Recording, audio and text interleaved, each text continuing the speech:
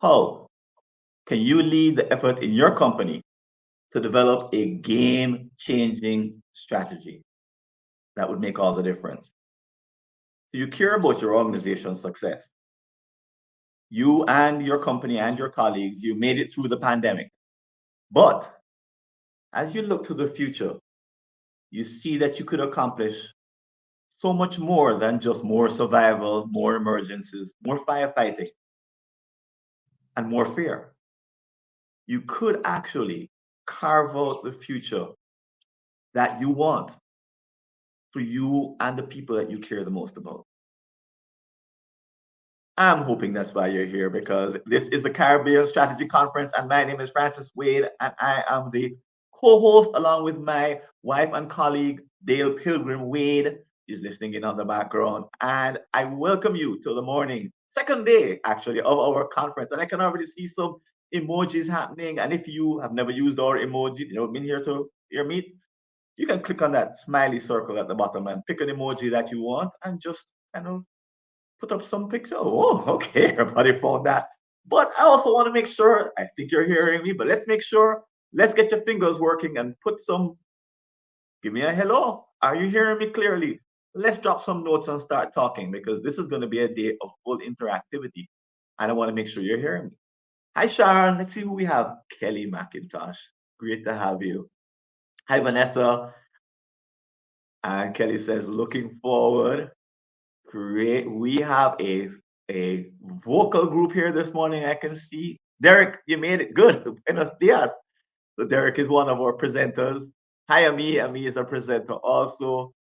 We have really a packed day of activity to look forward to. The fact is, we're here to empower you to lead. Now, you may not be the CEO, but we are positioning everyone who comes to this conference as someone who will take their company into the idea, or lead their company into the idea of creating a disruption in their industry. Now, we know that's not easy, and we here in the Caribbean, we tend to think of, oh, look what Netflix did. Oh, look what Apple did. Oh, look what Fujifilm did. All these disruptive companies all around the world. But we often don't focus on what we have here in the region, because we have examples of disruptions. And during the course of the next couple of days, you'll hear about local disruptions like Digicel in the telecom market, GraceKennedy in the financial services, and you'll also hear about probably Tribe. Tribe Carnival, for those of you who are from Trinidad and you know about Tribe. That's a disruptive company that's disrupted the carnival space across the region. I can say that having played in Tribe myself. So I want to take a moment to introduce you to Lisa Maria Alexander. So I'm going to hand Lisa the mic so she can come join me on the stage. So Lisa Maria Alexander is a marketeer, organizational strategist, behavioral coach, and an experienced facilitator and public speaker. She's been a C-suite executive for more than 15 years and has expertise in strategy development, strategy implementation, customer experience management, market planning, relationship marketing, internal branding, and performance management. Hi, Lisa.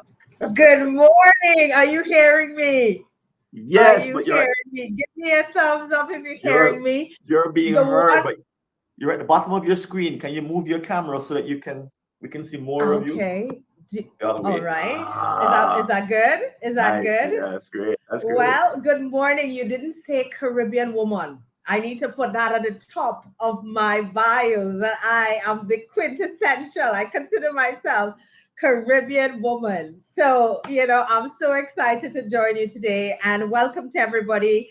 I know we have persons not just from the Caribbean, but from across the globe. But Caribbean strategy, that conversation, it's one that we needed to have, Francis. It It's sure is, one we because needed to have. We frankly, the needed to way have things it. were going, and all the conversations I've had, there are a lot of people who want to be here. They want to believe that they don't need to be firefighting, and they're right now in an office fighting off some demons that are attempting to shut their businesses down. Right The this moment. whirlwind, that's correct. The whirlwind of crisis after crisis. Right, the last Absolutely. 2.5 years have just been one awful drama after another, and many. have not had a chance to step away from the hurricane to even think about the Mhm. long term and the big picture. They've just totally been caught Yes. up. So, Yes. Lisa, it's been a bit of a journey for you. But can you share a little bit with our audience what it's been like ever since the first time I called you and said, "Hey, what's it been like to get here to be a host for the first morning of the Caribbean Strategy Conference?" Well, Francis called me and he said Caribbean strategy. And I said yes, because it's actually one of those things that I call it a pet peeve. We talk about that whirlwind where you get caught up in business. And I understand a lot of executives, they fail to plan. So, they say if you fail to plan, you plan to fail. Or we have great strategies. We spend the 2 days, we document it. And then what happens after? Crickets, because we get really busy. So I really am hoping, and I've looked at the agenda. It's very exciting. We have exciting interviews coming up with Douglas Orane. I don't want to preempt it, but from GraceKennedy, that's going to be an awesome interview, because we have organizations that have been able to do it successfully, where they are building strategy, but they're executing on strategy. I think the killer of strategy is lack of execution. So, I've seen that we have some awesome panels in different industries. So, financial services, but we have energy, tourism, many different areas where the audience can benefit from getting the insights. So I think this conference it's the first. Is it the first of its kind? Of course, It is the first of you its have to kind. ask. And I one of the things that I was talking about over the last few days is the Caribbean special. And I would love to see if the audience believes, I would love to see that in the chat. Is the Caribbean essence different? Are we the same as, a North American company or European or whatnot? What really makes us different? And I know that over the next 2 days, that's going to come out, because that's an essential part of strategy. I mean, you've heard culture eats strategy for breakfast, right? That's Peter Drucker said it, not Lisa Maria.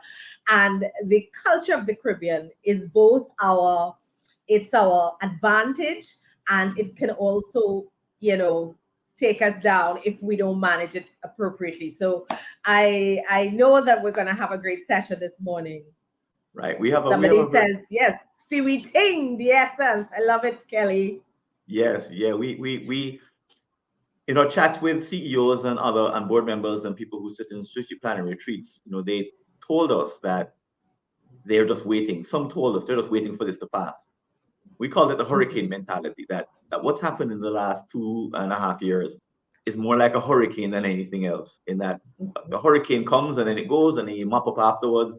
And in a couple of weeks, things go back to the way they were. And then we And have another hurricane. and then we have another hurricane, but we kind of, okay, we last till the next one. But Yeah, this is a permanent shift, isn't it? This is yeah, not like, I notice it myself, my own behaviors have changed during COVID. I am yeah. acting differently. I am using products differently, services differently. Some things I'm doing online and I may never go back to doing them in the real world ever again. And that's just the nature of the beast. And companies have to now adjust to this brand new world. Well, But it's more than just barely adjusting, isn't it? yes, and it's interesting that you say that, because a lot of organizations were waiting for things to go back to normal, right? And not understanding that normal has gone. There is a new normal, to use an overused cliche. But at the end of the day, I said to a manager recently, she said, when we had this crisis happening, this is a frontline, right? So in a frontline capacity, you feel like you can't do work from home, you have to be there. Da, da, da. And she says, oh my God, I don't know what I'm going to do. I say, well, pretend that there's another crisis coming and start, because we saw some very innovative thinking. And now that things are sort of stabilizing, we want to go back. And I said, no, literally, that thinking that you used in the crisis, approach every day with that same sort of thinking. And that's where innovation happens. When you think, you're thinking a crisis is happening.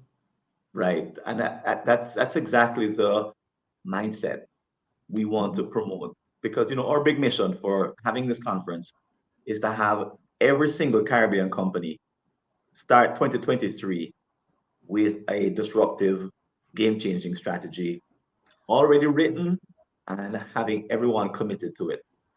And let me tell Yeah. you something, that's a heck of a thing to bring That's a about. big, but I did hear you say you talked about a blueprint. So tell us about that. You have something that's gonna help. So tell us a little bit about the blueprint. Right. So those of you who have full tickets, and by the way, we're going to do a giveaway of a full ticket just now. Those of you who have full tickets already have access to the blueprint, but it's also on sale. But the blueprint is a step-by-step guide for the next 6 months. So it's what do you do from July to December. We have a timeline in there and details of what you do at each step of the way, and details of what you do in the all-important retreat. And it delivers a breakthrough strategy with everyone behind it in January. But it's not a static document. It's a document that you also can edit and change and customize, So and that's the Francis, whole idea. I have a thought for you. I feel like Yeah. you need to do a workshop just on the blueprint. I feel like that's coming. I feel I, like people will want don't we want that? I feel like we'll want the step by step, you see, look, somebody says yes. I think you're gonna have to start planning for your blueprint day where you take persons through how to complete. Just a start. I'm just saying, you did I like ask me that. here. I like that just saying. I'm just saying, right? Because But the it's truth is, available I in the think conference store, folks. I'm no, going to no, drop the link in and the chat. yes, and Blueprint I is think of available in the course, conference store. yes, and I believe of course it's important to have the blueprint, and that's awesome. What I have found though that your interpretation and mine are going to be two different things, and I find it, and this is for strategy, an important level setting of it's common purpose. A strategy is formed and formulated on common purpose. And in order to get that common purpose, leaders have to come together. So whether it's in your company or whether it's, of course, in a forum like this, but that common purpose is critical so that we understand the same thing. Right. There's a bunch of CEOs who believe that they can write their strategy and just tell everybody what to do. That's the point. There you go. And that's a That may have no. worked in the past when everything was nice and stable and you didn't need all hands on deck, but today you do. So guys, let's do our first giveaway. So I mentioned before that the blueprint is part of the full ticket. I imagine I actually see people here who have already gotten the full ticket and some who have gotten here via the free pass. But let's do a giveaway of a full ticket. So the full ticket allows you to review all the conference videos, including the one that we're making at this moment, and all the downloads, and you get the blueprint, and you get the innovator interviews we'll talk about later today, and. Okay, so here's the question for the giveaway. The first person who names two of our non-Caribbean speakers from yesterday will receive a full ticket.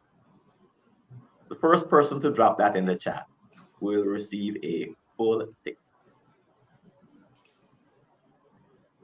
I'm gonna go ahead and go on because just to make sure that we're moving ahead. But first person, somebody's looking something up. Somebody's trying to remember something. Because we're gonna go into the schedule for today. I see fingers moving. I see heads moving. Okay, so we're gonna Fox and Moira. Oh, Dale says Roxy, not you. Dale, you can explain your reasoning why not Roxy, but you just type it in the chat, Dale.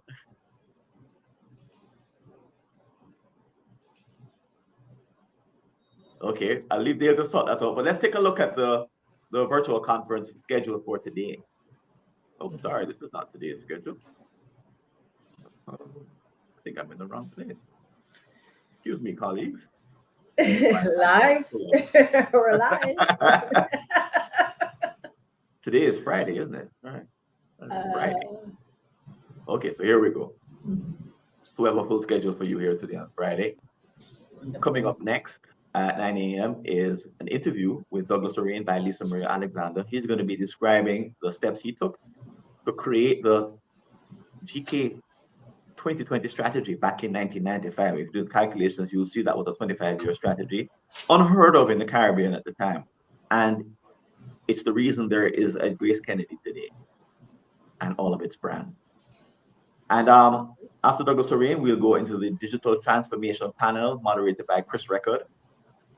Then we'll go into the Tourism panel, moderated by Crick, Dr. Anne Crick. Then I'll introduce you to Danielle Terrelon. And she and Lisa will be doing kind of a relay handoff.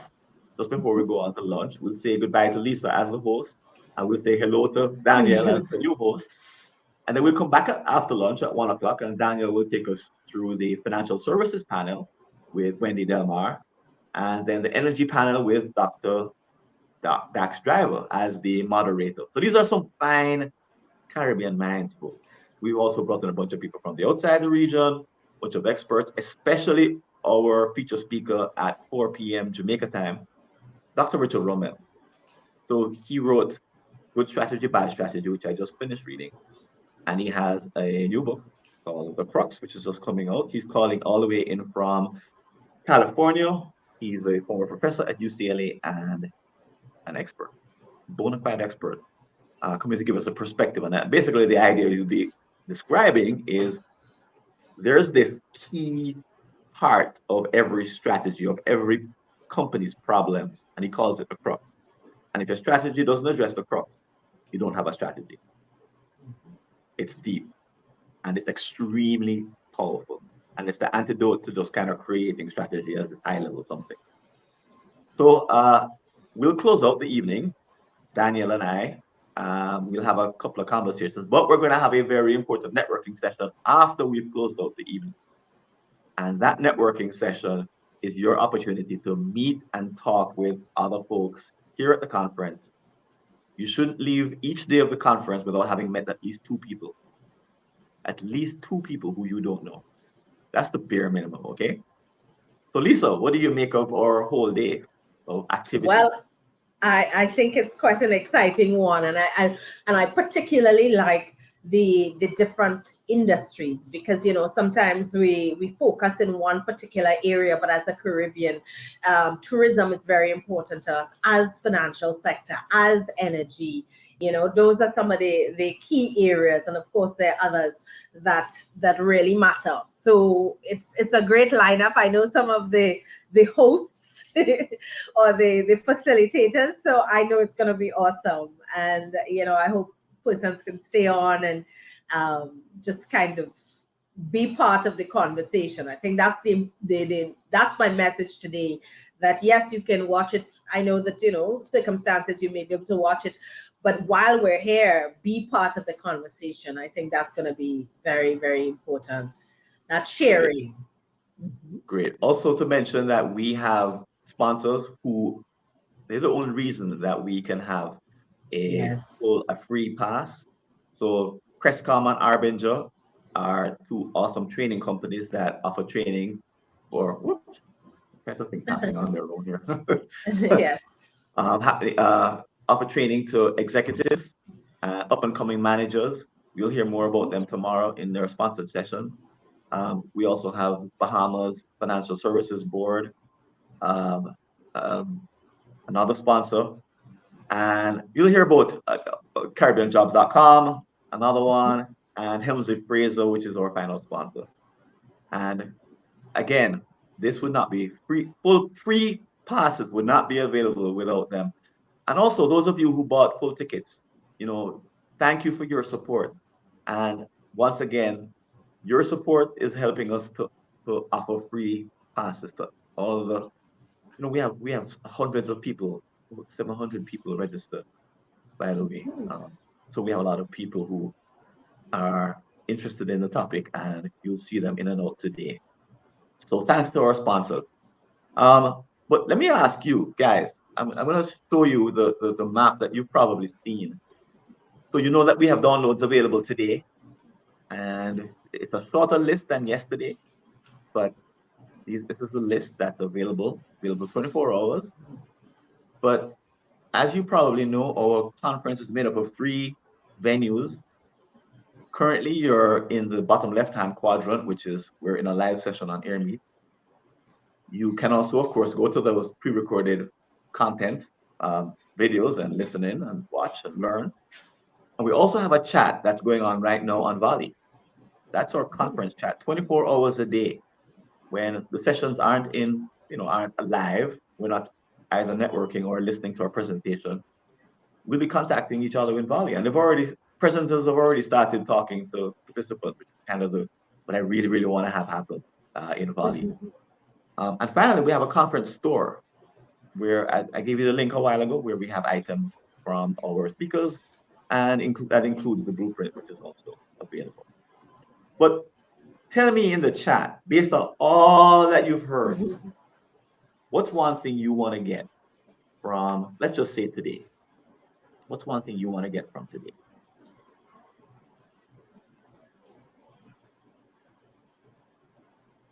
Karine is making a comment about the different sectors. Yeah, the reason we're having the different sectors is because if you read the Blue Ocean Strategy book, they say that some of the best ideas don't come from your sector. Absolutely. They come from other sectors. And these other sectors are the ones where you have these ahas that change everything, that make a difference. And Francis, that's how creativity is actually defined. It's not necessarily a new thing. It's the repurposing of an existing thing. That's creativity. There's hardly anything that's brand new, but it's the ability to take it and repurpose it in a different way that makes it creative and innovative. And I definitely agree that there are things that you can exchange across industries that could be very useful. Right, absolutely, and that's we're banking on that serendipity happening. So Charmaine says that she's interested in hearing how to see ahead for 25 years. If it worked for Grace, yeah. then Oh wow. You're about to hear how well it worked for Grace from the man who led the charge. So thanks, Charmaine. Who else? What else are you hoping to accomplish or take away from today?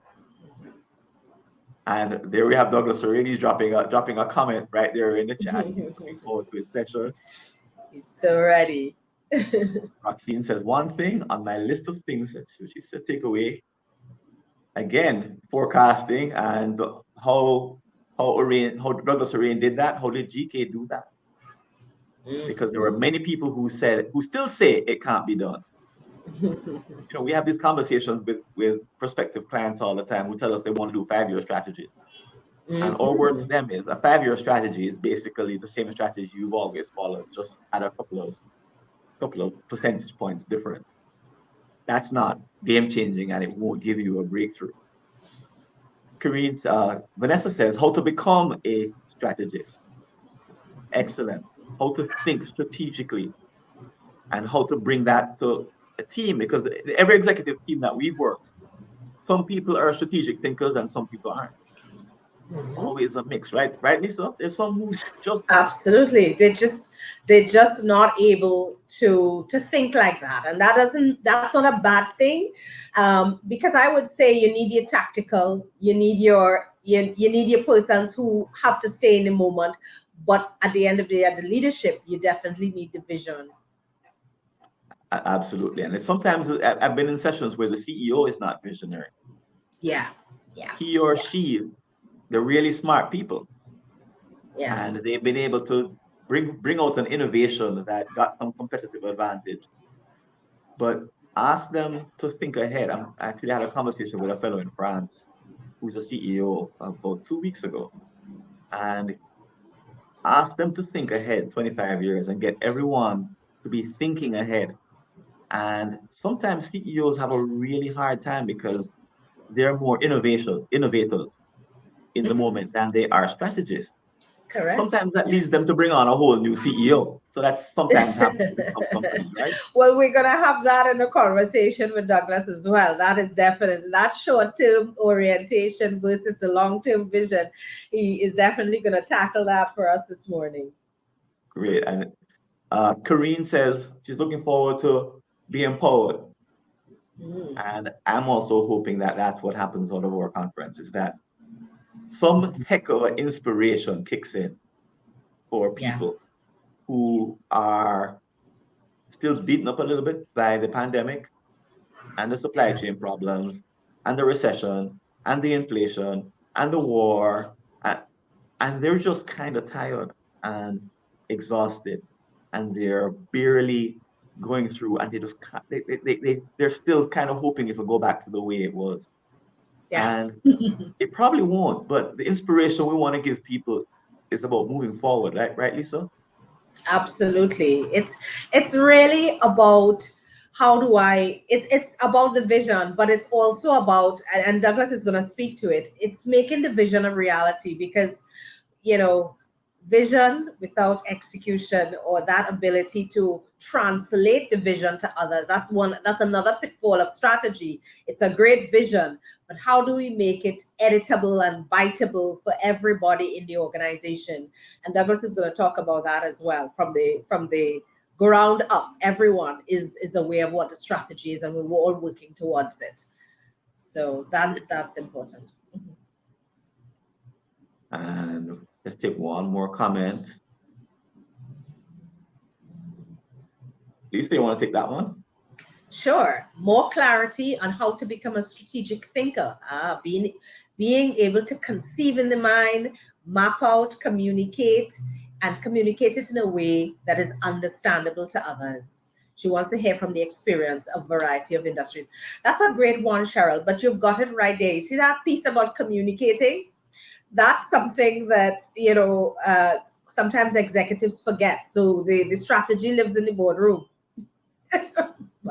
but it doesn't make it out to the persons who are executing it or who are responsible for doing it. So that ability to communicate is actually a very key success factor for any good strategy. So Sure. you're already there. You Yeah, said you sure. want to Well, become a strategic thinker. Well, you're on the right path, Cheryl. right. Because, and part of that is also, Lisa said, it's the language. It's learning how to speak the language of strategy. And folks, when you land in your first strategic planning retreat, and the heat is on, so that everybody's watching, and they're interacting with you. And if you're not prepared to speak that language of strategy, you really could find yourself at odds, wondering what to say and hoping that you don't say the right thing. So it's something Dale and I see oftentimes in retreats, kind of the hoping that you don't say the wrong thing. And by the time the fear goes away, you're into the last 2 hours of the retreat. So the retreat is over, and now you're feeling comfortable, and now you start talking. And it's too late, right, Lisa? Because all I the was going decisions to have been add, made already. I was actually going to add the behavior of strategy, because if your lips are saying it, but nothing that you are communicating is consistent with what you are saying with your mouth, like, I believe we can do this, but everything says that you do not believe, understand that you're nonverbals, which is why communication is such an important part, Cheryl.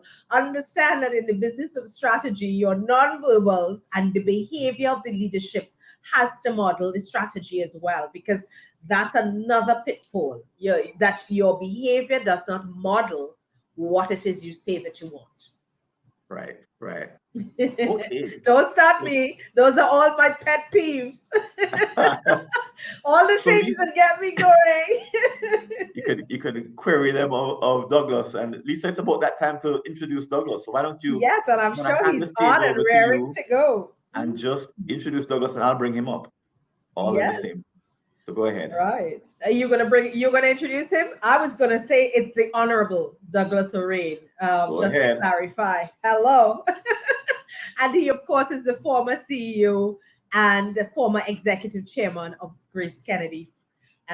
It's GraceKennedy International Foods. I know he will clarify for me, but it is an awesome pleasure. And I've been just talking to Douglas over the last few days, and I know that he's going to give us 45 minutes, but believe me, he can give us days of wisdom. So good morning, Douglas. Good And morning. welcome. Okay, I'm So just all we're getting. seeing is your fan at the moment. So Okay, you're gonna I'm waiting. I'm waiting for my video camera to come up. Can you see me? Not yet. We're just Okay. seeing the fan in your room. So it's up. but you may need to pull it down. Yes. Okay. There you go. I know the reason why. Down. Okay, Yep. a little higher up now. Higher up now. No, Now it's we're seeing it. Okay. Coming up with the right camera. It's okay. We definitely understand. Okay. So we're seeing the camera in your room. Yeah, I know. I have two cameras, so I need to change cameras. Okay. Let's see. Okay. My technology We're not seeing expert. your face yet. Yeah, I know. That's because I have another camera using. Will you keep lift, just lower the raise the camera just a little, right? More, a little bit. Yes, we're almost there. Okay. Perfect. We've got you. No, but that's not the camera I want to use. So I need to change. I need to change cameras. Okay. He wants us, the audience. Okay. The Honourable Douglas Orane wants us to get the best shot of him. I want to tell him that it almost doesn't matter what he looks like, because there's so many persons on here who are just excited to hear you speak that that you're in good order this morning. So, and of course, while we get him going, I just want to remind you that there is a Q&A section or the chat. So if you have questions that you want to throw at him, by all means. I'm not sure if we're going to be able to get to all, but certainly I would love to have the questions for the conversation. And there we are. You can raise it up. Raise it up. Oh. There you go. Okay, I've got my shorts on. All right, I'm going to listen. I'm abandoning the other camera. Yes, it's fine. You're good. You're absolutely good. You can have a seat, right? And you will. No, I always do it standing up. Oh, you prefer. All right, I'm going to turn off the fan behind me. Yes. Okay. One of the joys of live webinars, of course, it's all there. We are perfect. Yes, we get to see you.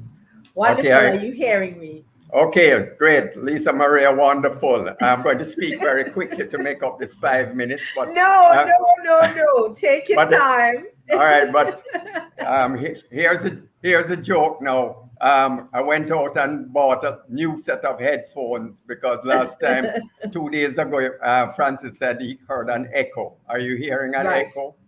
No, you are fabulous and you are fine. All right, the second one is, as a chairman and CEO, I have completely prepared myself for the 21st century. I haven't worn a suit. I've worn a suit in 2.5 years, and I do all of my online calls in shorts and a nice short sleeve shirt. You probably got a 2-second glimpse of my shorts.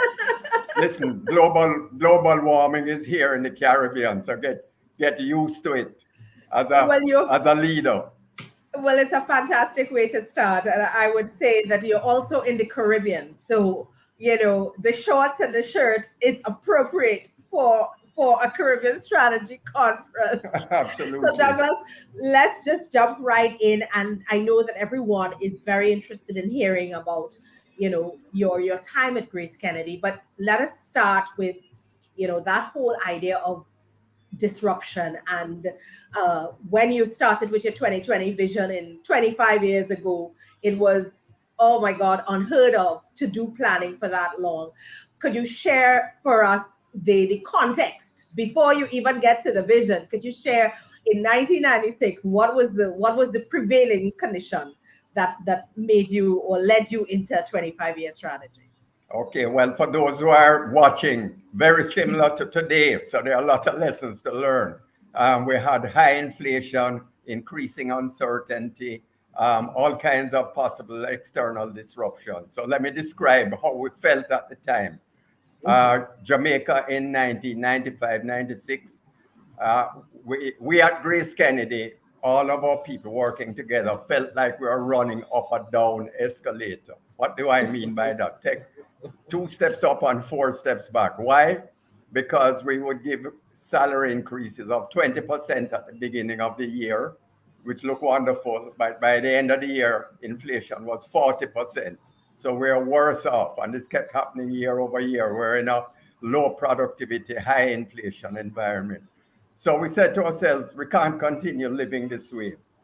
The aspirations of our GraceKennedy people are much greater than the economy of Jamaica. So let us develop a 2020 vision, which is a play on words, so that 25 years later, in 2020, we would have become a global consumer group, which would allow our people in our company to fully manifest all of their capabilities and create wealth for themselves and effective careers.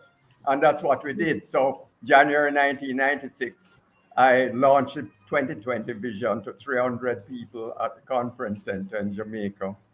Our board of directors, we all agreed to put this forward. And what was in the 2020 vision? Well, as I said, the most important thing was to improve the standard of living of our people, because the people are absolutely key to this. Well, how would we do that? We recognize we had a distinctive competence, that we had a special close relationship with our consumers, not only in Jamaica, but overseas. And we said we want to become a global consumer group in food globally and regionally in financial services. I'll come back later to why the difference. How would we get there? One of the first things we said is we want to double the productivity of every single person in GraceKennedy in 5 years by the year 2000. And we had a slogan for it: double the productivity from Raf to Rupert. Who was Raf? He was the chairman at the time. I was a group CEO. Who was Rupert? He was a messenger. So we said we wanted. And people said, Doug, you're crazy. It can't be done. You don't know people lazy. I said, nonsense. We're going to do it. And we did it in 4 years. Well, I want to stick up in there because that's a fantastic, from Raf to Rupert. So that's another key segue in terms of, we were talking earlier about the importance of communicating the strategy and that, getting everybody involved. So tell us a little bit about that Raf to Rupert, and how were you able to engage all the team and really get everybody fired up about the strategy, and how did that impact the strategy? You answered it 15 minutes ago when somebody said they want to learn how to communicate. Here's the acid test for all of you who are watching. When you communicate a strategy successfully, anyone you ask in the company to say, what is the strategy? Whether it is a telephone receptionist, whether it is one of your managers, whether it's one of your salespeople, whether it is a janitor, they'll be able to tell you in 3 sentences what the company strategy is. So that's a test that I suggest all of you use. How did we do it? Communicate. I learned a painful lesson in the 1990s. I thought I was communicating because I was having these meetings with 200 people in different subsidiaries at a time. And a trade unionist came to me afterwards, who represented the workers, and said, Doug, you think you're communicating? I said, yes. Don't you see me doing that? He said, no, you're not. What you're doing is informing. It's a one-way conversation you're having. You're telling us what you're going to do, but you need to listen. So I said, okay. And I've never forgot the advice that he gave me. So that helped tremendously. And in fact, one of the things you had asked me about is listen to our most critical workers. Who are they? They're usually not at the top of the organization. They're the key people. If they don't do their work effectively, clogs up everything else. So in our company, it would be the salespeople out on the road. It would be the truck drivers. In the factories, it would be the batch mixers who mix the key ingredients for each batch, because if any one of them doesn't get it right, everything else stops, including the work of the chairman and CEO. All right. And I actually said that you were the original undercover boss, going out. So tell us a little bit about, how, because I love that. You listened, So it's two-way. So some insights, it's two-way communication, it's listening, and also, you said that you went out and you were working with people at different roles around the organization. So tell us a little bit about how that works. That's right. So in GraceKennedy, our mantra is Grace We Care. And that is about everyone, but particularly our customers. So we have an obsession with customer service. I go out and visit customers with the salespeople. I spend a whole day doing that. In addition to that, I would jump on a truck and drive around for the day with our delivery people, or I'd go into the factories and spend time with people on the shop floor to see how they're working. And that gave me a real sense of what their lives were like and helped me to be able to help them in order to manifest what their dreams are or were at the time. And so that's the other thing is in the Caribbean, we live in a low trust society. So people are very wary and distrustful of people in senior positions or in positions of authority. We need to find a way to overcome that. And we need to be genuine about it, because I can tell you this, people can smell sincerity. They can smell insincerity. So don't do it because I said so. Do it because in your heart, you want to help the people, love your neighbors, you love yourself. But let's get back to strategy. But it's an important part. It's an important part. That trust. We did that trust building. Other than your communicating, you spoke to the union, you told me you did the drive about. Are there any other specific things you did to build trust in the team? Well, first of all, I always saw myself as what is now called a servant leader. At the time, that term had not been invented, but I recognize now. So, in other words, I was there to serve everybody in the organization. And so I had a big advantage. In my early 30s, I actually did the acquisition of Hilo in Jamaica and was the first general manager of Hilo food store. So I learned how important it is to work with our people particularly when we get customer complaints, to solve them and then to move forward. They have a saying that if you do things well, 5 people will tell their friends. If you do it badly, they'll tell 11 people. So make sure you. But here's the advantage: if they do it badly, tell 11 people, and you go back to them as a CEO and you fix it. They go and tell 15 people. I said, my goodness, I can't believe this, that Douglas Orane, the CEO of GraceKennedy, called me and said, I'm sorry, we're going to do it better. Keep the feedback coming. Here's one of the things for the people watching. Criticism is a disguised form of compliment, because our customers have a choice. They could remain silent and you'd never know until, of course, they're buying from the competition. That is correct. A complaint is a gift. Absolutely. A complaint is a gift. So, one of the things I wanted, as you talk about the people, is such an important area. But I have heard it said, and I know it's said, that CEOs, we're very busy. Yes, we would love to do that, but we are busy. We are being held to short-term profits. So could you give us a little comment from a strategic standpoint of how Grace was able to, even in your own experience, that dichotomy, that balance between short-term profitability and I guess what we call the crisis of management or the crisis of leadership versus that long-term vision? If you can give the audience a little bit on how you've been able to balance those two. Okay, sure. I'll be happy to do that. Well, let me start back up to the theme for this session. Right. I'm going to rephrase it. What we were doing was to disrupt. We were disrupting the status quo within GraceKennedy and in the markets that we were participating in, and at the same time preventing external misfortunes from disrupting us.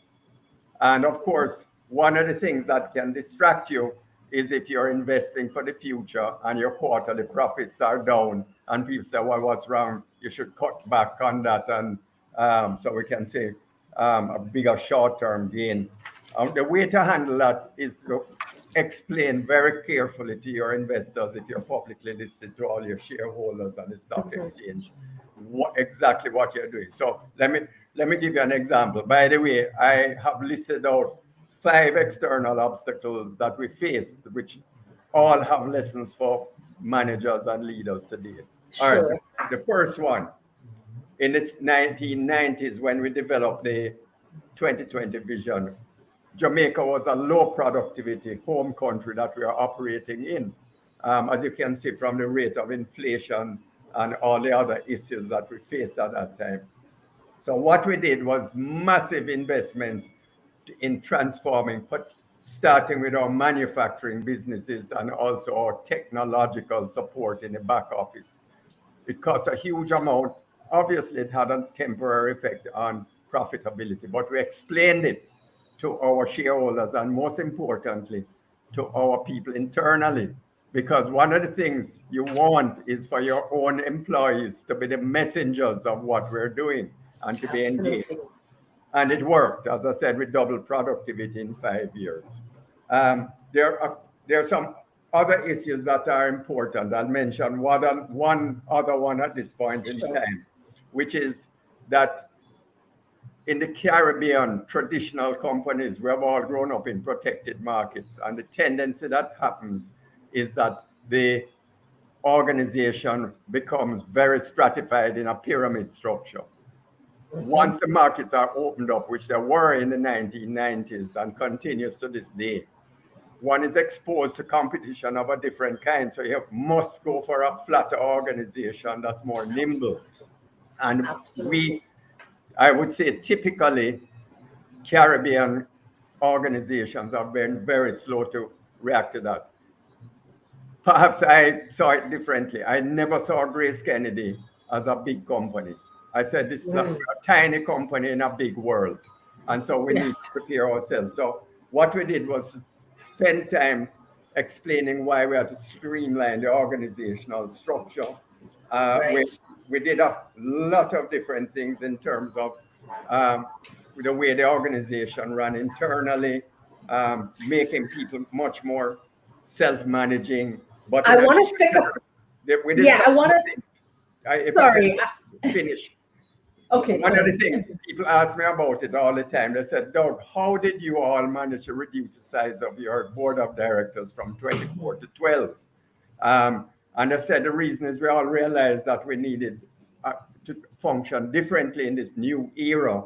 And that is where the genesis of our development of good corporate governance to get to a global standard came from in that regard. Yeah, and that's the pin I wanted to stick, that at the end of the day, strategy drives structure. So if you have a strategy and you don't have the structure to help deliver it, it's not going to happen. Absolutely. So if your strategy is to be nimble and whatever, you can't carry 12 directors and a very top heavy, because I think that's one of the Caribbean sort of mantras. We sort of we top load or we front load on leadership. Right. We have a big, and that's where a lot of the costs are. That's where a lot of the bottleneck is. Yeah. And I think it's important to just highlight that for the audience, that at the end of the day, structure is driven by strategy. So if your strategy is and your structure don't match, if there's a mismatch, you're gonna have a difficulty. So Lisa Marie, there's a corollary to that now, of one of the what I call the external obstacles. What is it? Right. It's what I call the extinction risk. And when I was a young man in GraceKennedy in my 30s, I just joined the late chairman Carlton Alexander. He'd get a group of us young people together and he'd reel off the names of 8 or 10 companies. And he said, you recognize any of them? Most of us said no. The only one I recognized was Bryden and Evelyn. He said, when I joined GraceKennedy as a young man in the 1930s, all of them were bigger than GraceKennedy. And today, they no longer exist. Yes. What's the reason for that? Because one has to adapt for the changing world around us. And that's one of the things that I believe we internalize in GraceKennedy. Also, remember, we were very aware of this. we're not a monopoly in any market we function in. There are low barriers to entry, particularly in the food business, also in the financial services business, especially with globalization.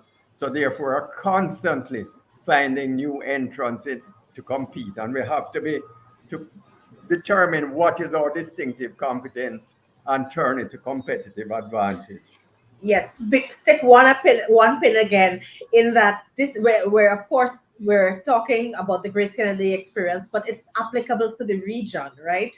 That finding whether you're in St. Lucia or Antigua or Trinidad and Tobago, wherever you are, the conditions are very similar at this point in time, and also there's the opportunity to that competitive advantage, and GraceKennedy sort of found that. So talk to us about that. So there's one other.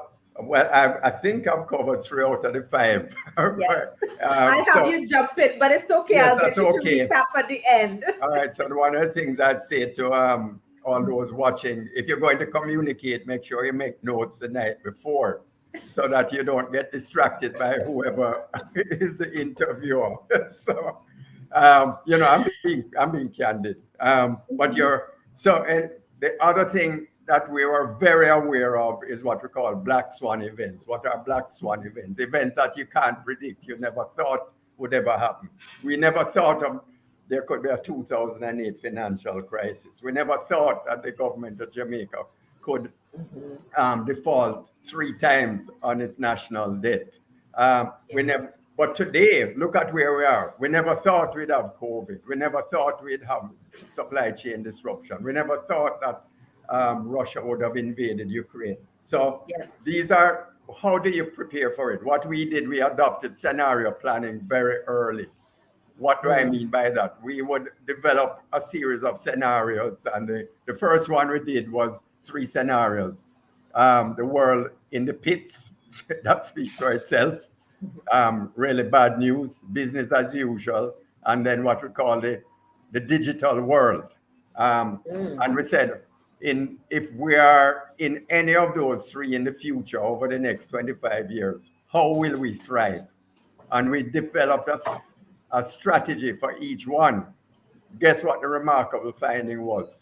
They're basically the same strategy.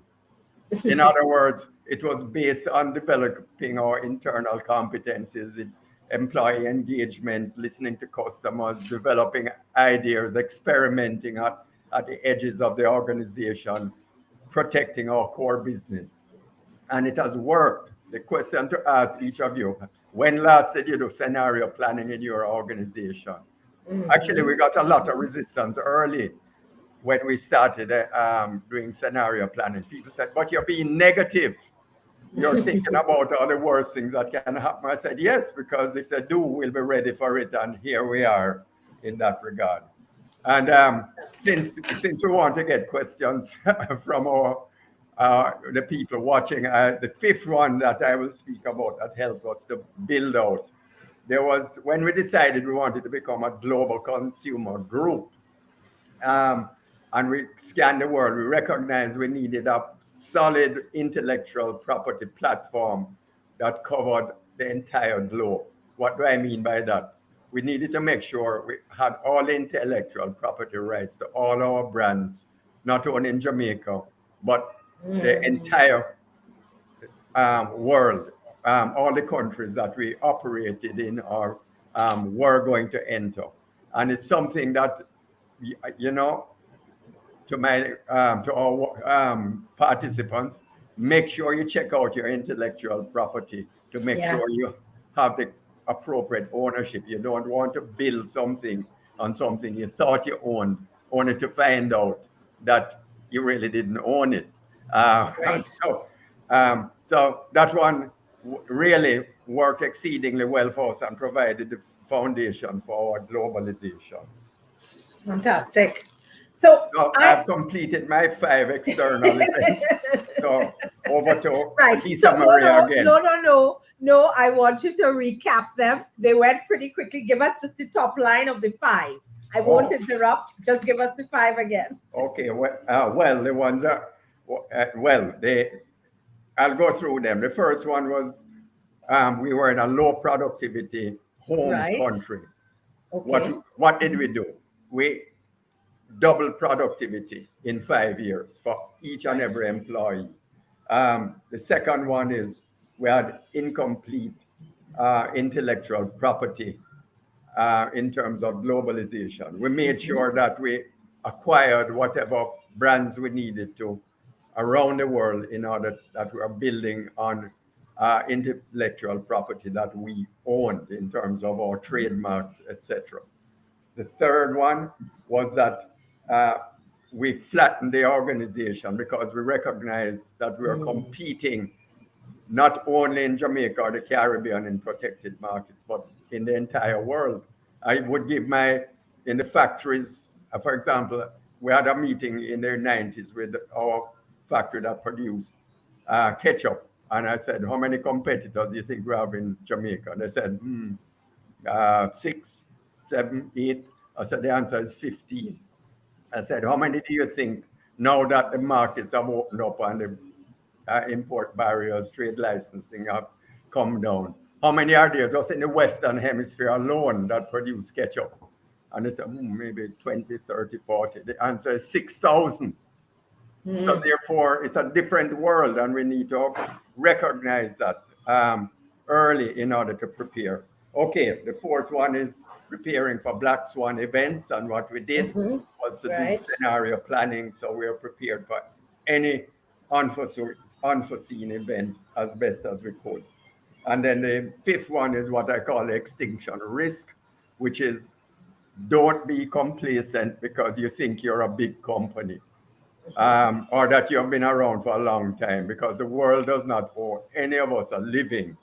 And so what do? You make sure that you continue to sustain your core business. You continue to experiment on the edges, so that if you experiment and fail, it doesn't bring down the whole organization, but you will have successes that will cause you to keep building. Have a set of values where people trust you. That's why in GraceKennedy we repeat honesty, integrity, and trust are our values. And finally, make sure you have effective succession planning and implement it. The reason why, if you don't, then when you decide to make a change or you're forced to make a change, you won't be ready for it. And I think that's one of the things we internalize very early. And I'm thankful to those who went before, who grew me. And I'm now thankful to Don Webby, my successor, who is executing tremendously well. Fantastic. I can tell you some of the results before the end of the session to show that it has worked.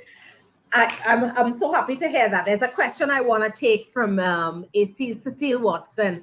Just wondering who drove the heavy lifting for your strategy building? Was it the board? Was it management? Or was it the employee group? All of the above. But ultimately, I would say that it came from a very small group of us who said, look, we can't continue this way. And I believe that, let me put it this way, I believe the CEO has to lead it. There's no other way out of it. And so I recognize a lot of these trends. And so I said, if we didn't do it, Carlton Alexander's words would come true. He was a visionary in his own way to say, I recognize this, and kept on saying, we got to change, always saying that. And he was right. So it's something we continued and continue on a continuous basis today. One of the things I would say, though, is that whatever you come up with, you need to own it. You have to say, this is my strategy, this is my plan, and then implement accordingly. By the way, you had asked me a question yesterday, so I'll answer it in this regard, which is name 3 things that you would share with our viewers about what you have learned about executing on strategy. And I said it's simple. It's 3 words: listen, think, and act. Why do I say that? Yeah, why do I say it? In a Caribbean context? Well, first of all, I don't know about the listening part, but we're very good at thinking and talking about issues and problems and um, going around. I'll be candid with you in circles a lot of the time on that part of it, and then we don't act effectively. So we need to do each. And if there's one important issue, the first step, listen very carefully to our consumers, the complaints to our own employees. And Right. the third one, act. What gets measured gets done. And we're Absolutely. not good at that in the Caribbean. We're not good at holding people accountable. But Mm. here's the good news. You can do it in your own organization. You don't have to wait for other people and say, I'm surrounded by inefficient people. One of the things, or inefficient organizations, one of the things that I said to people when they said, yeah, but we're in a low productivity environment. I said, that's fine, but we will become a high productivity company, and we will make sure we're globally competitive in that regard with global standards in the products or services or corporate governance. But in addition to that, we will seek suppliers and providers of services who are themselves doing the same thing. So even if Yes, you're surrounded by mediocrity, that doesn't mean you have to be mediocre too.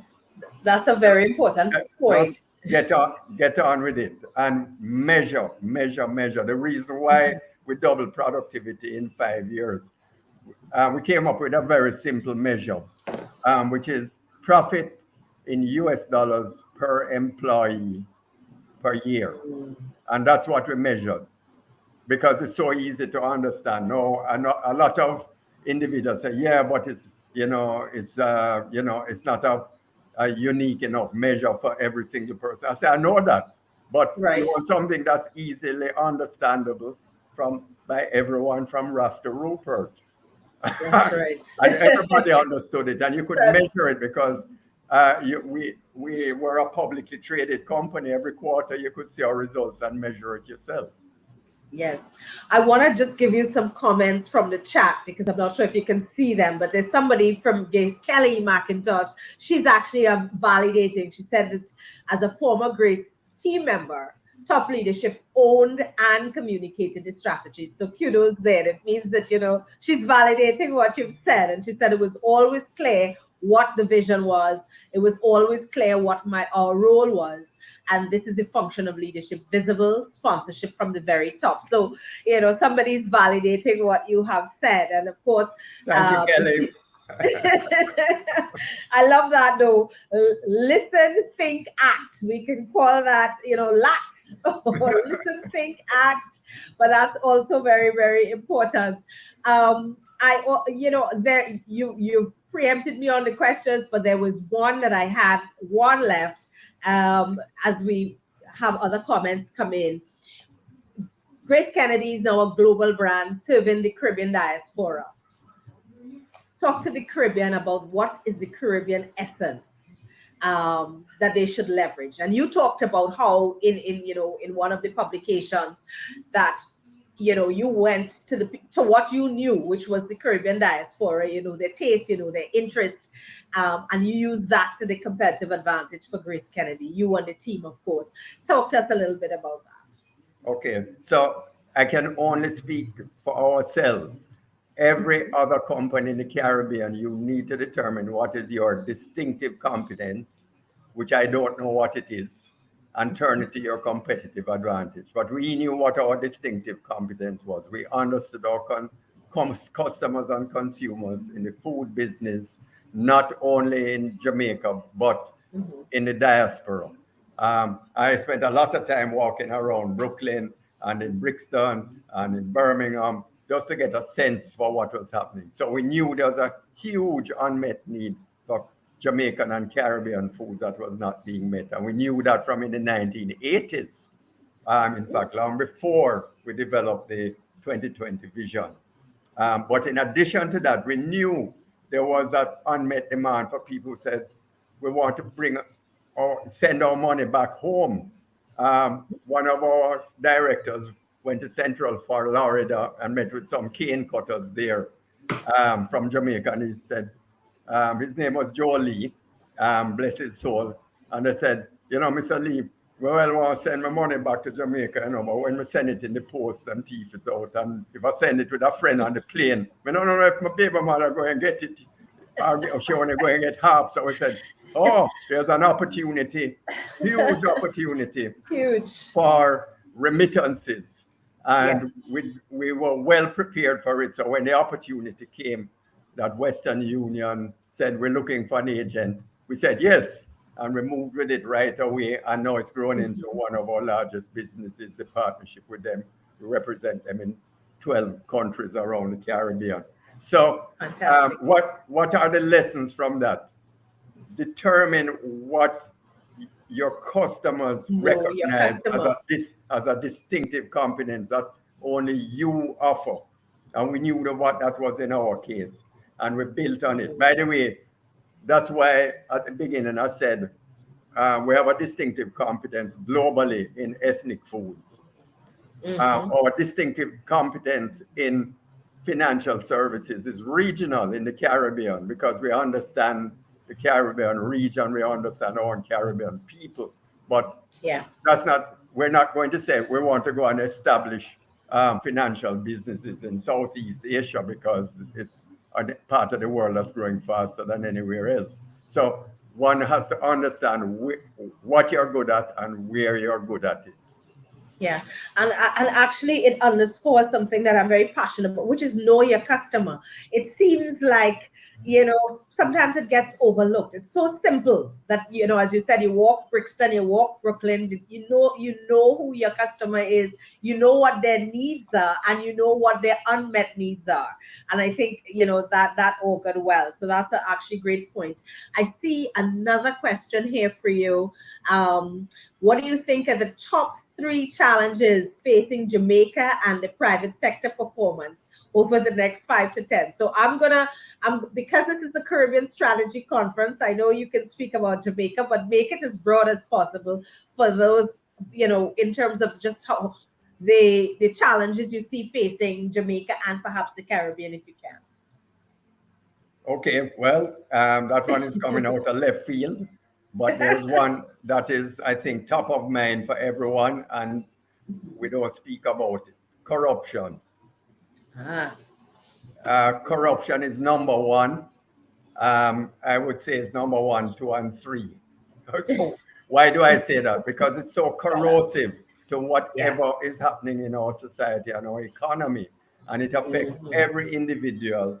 And one of the things that people don't realize, it affects the poorest more than anyone else. And if we want a society which is creates equality, then we need to get rid of corruption. Here is something very practical that we did.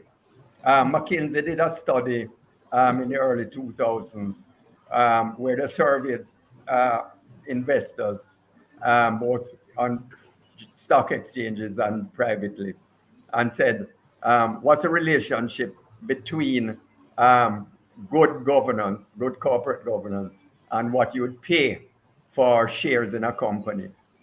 What the survey showed is that companies that had really good corporate governance traded at a premium of 20% and up, compared with those that didn't. But here's the other finding. The more corrupt the country that the company operated in that had excellent corporate governance, the bigger the premium investors were willing to pay to invest in that company or with that company. So there's a practical advantage to good corporate governance. It's not, it's a great philosophical route to go, but there's a practical business reason for doing it. As I tell people, just think of it this way. If you have really great corporate governance and you're in a corrupt society, if a foreign investor is coming from overseas, who do you think he wants to do business with? He'll ask around and say, who can I trust? He'll go online, check out your website, check out your news releases, check out your succession planning and say, here's a company I can trust. I want to do Trust. business with them. So I don't get caught up with problems. so okay, so we have a corrupt society. There are lots of other things that we need to do as citizens in our own right in order to Absolutely. reduce that and remove it. But businesses, there's something we can do immediately about it in terms of governance. And that's an excellent point in terms of you spoke earlier about trust, but it's not just trust internally, but also trust externally that benefits the organization. So I think, Lennox asked that question, and I think there's a lot of feedback about talk the thing, Douglas. So it wasn't so far out of left field, right? Okay, but Because you anyway, hit it bang on.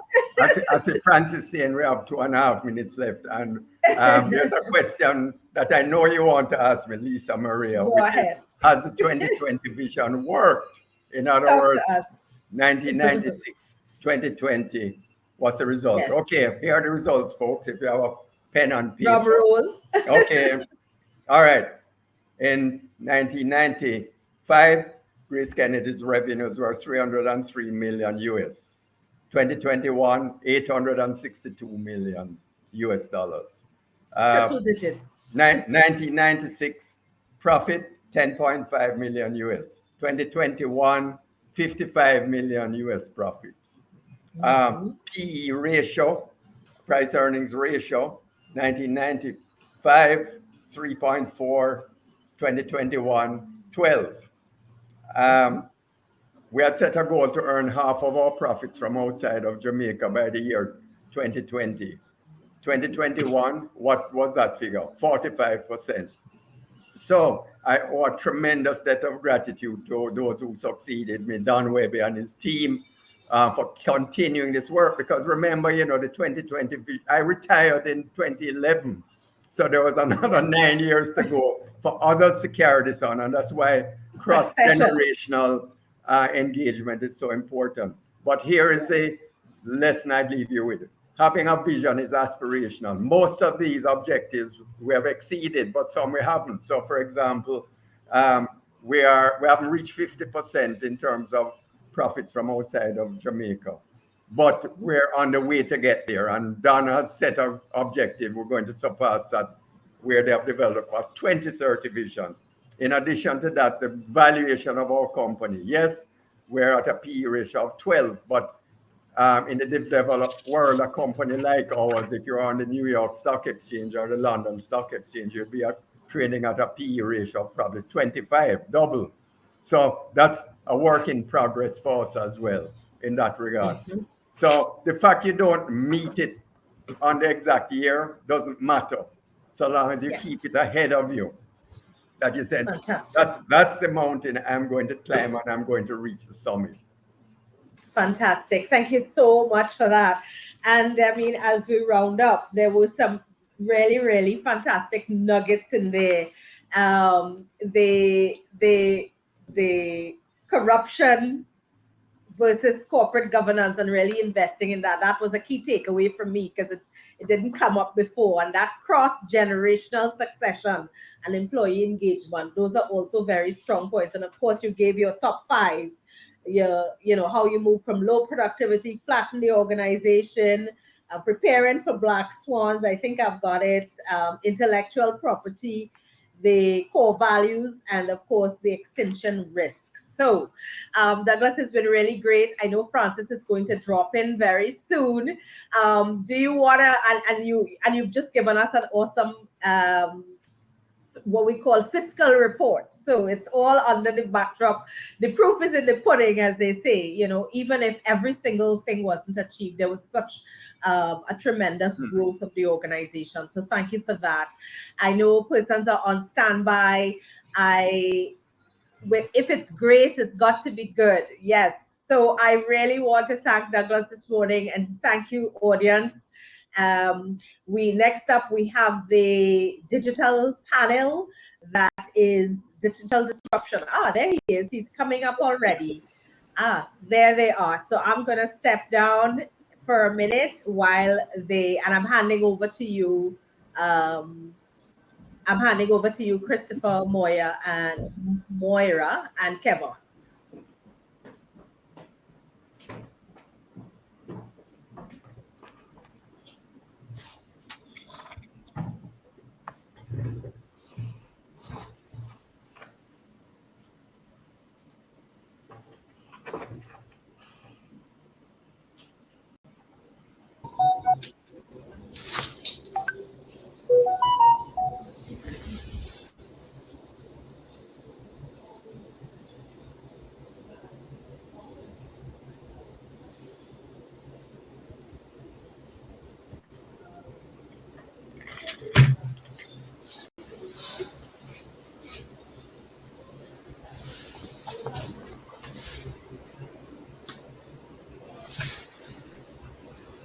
Good morning, ladies and gentlemen.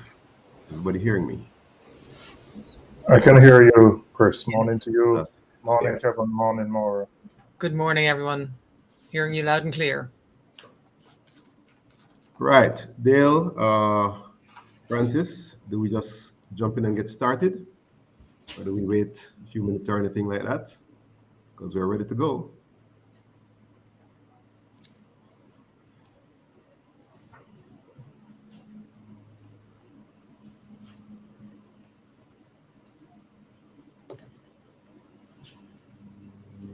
All right, folks, thank you very much.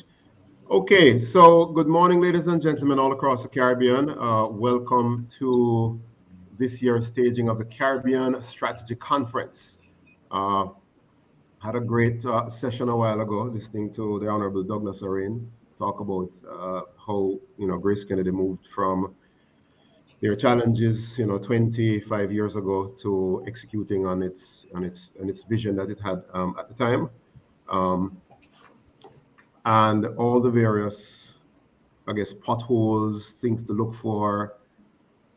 And I took a few notes here because that listen, think, act that Douglas mentioned a while ago is very, very important to as we talk about digital transformation.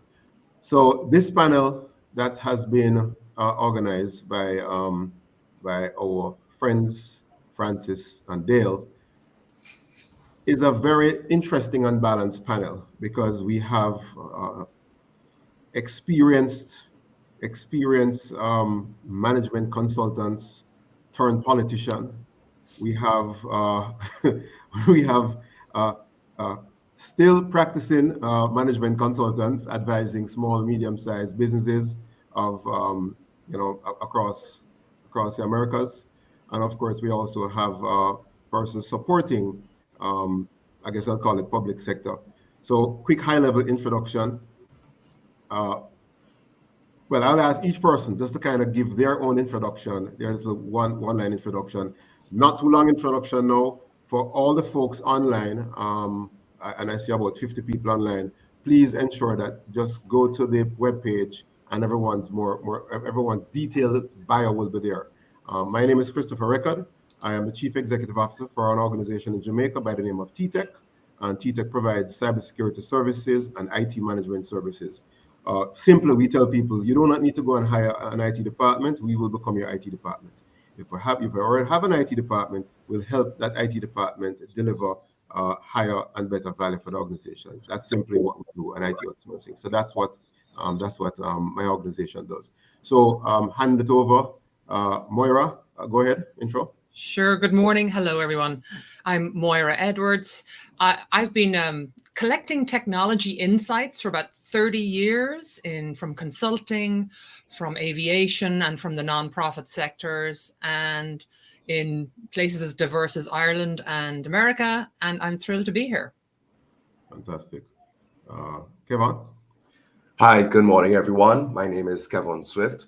I've been working on digital public policy and global digital issues for about roughly 14 years. Firstly, from the perspective of the government of Trinidad and Tobago, and now with LACNIC. I'm the head of public safety affairs at LACNIC. LACNIC is the Latin American and Caribbean Internet Addresses Registry System. We are the guys that distribute IP numbers and ASN numbers. We provide training for the technicians at your ISPs to do proper networking. But in addition to which, we find ourselves in the heart of a lot of internet governance and digital policy debates. Okay, thank you. I'm Julian Robinson. I've been a member of parliament in Jamaica from 2011. I'm currently the opposition spokesman on finance. I served as a Minister of State in the Ministry of Technology from 2012 to 2016. And prior to politics, I had a career in management consulting and investment promotion. Thank you very, very much. So, ladies and gentlemen, what we're going to do here today is speak at a very high level, and maybe we'll drive down into a little bit of detail around digital transformation. But because we are at a Caribbean strategy conference, it has to be tied to strategy. What has changed in strategy? What are we doing differently in strategic planning? What are some of the things that we need to throw out? What are the things that we need to introduce around this whole digital transformation?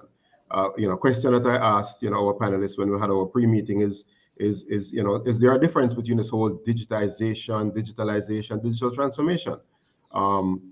Is digital transformation a meaningless marketing word that's just bantered around, or is it really and truly something meaningful and a strategy that an organization must consider in these times?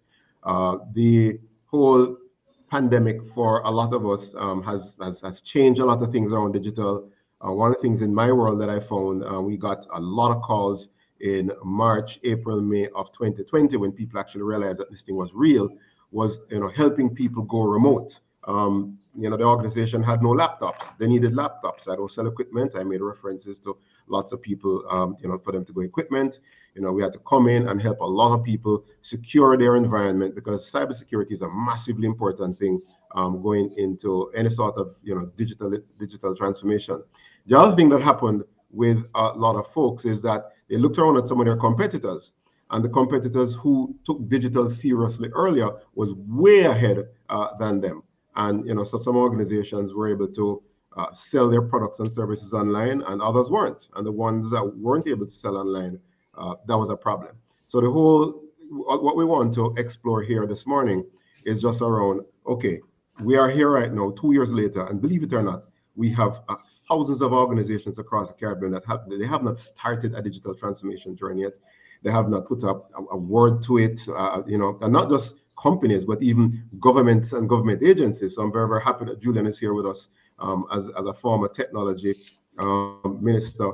We had worked together with some sort of digital transformation around education, and I'm sure he will, perhaps share some of those observations. But the fact of the matter is that, ladies and gentlemen, there's a lot to happen in the Caribbean, public sector, private sector on digital transformation. So to kick things off, I am just going to invite each of our team members to give an opening, set of thoughts around some of the things that we talk about, so that we can tee up around, the questions. Because we want this to be engaging, ladies and gentlemen.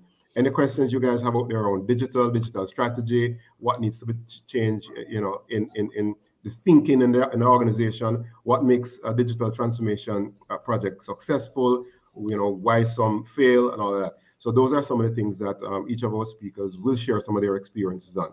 So I'm going to kick things off by asking Kevon to go first and kind of give us his overview. Now, he may have some slides. So Kevon, I hope you see right below that little up arrow button to share your slides. And I know we haven't practiced some of these things, but guess what? It's technology, guys.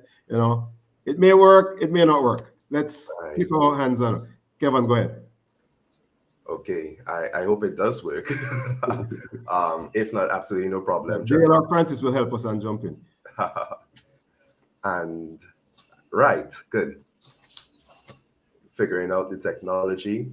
Oh, the technology says there seems to be an issue with permissions, and that may hold us up a bit. So I'm just going to. So Gail or Francis, if you could just give all our team members permission to share anything, just in case that they have a great idea that they want to share. Right.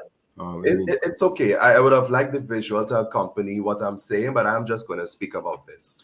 Okay. And I want to go back to that very point you have made. What exactly is digitization, digitalization, digital transformation? Are these things synonyms? Are they marketing buzzwords that you had referred to earlier?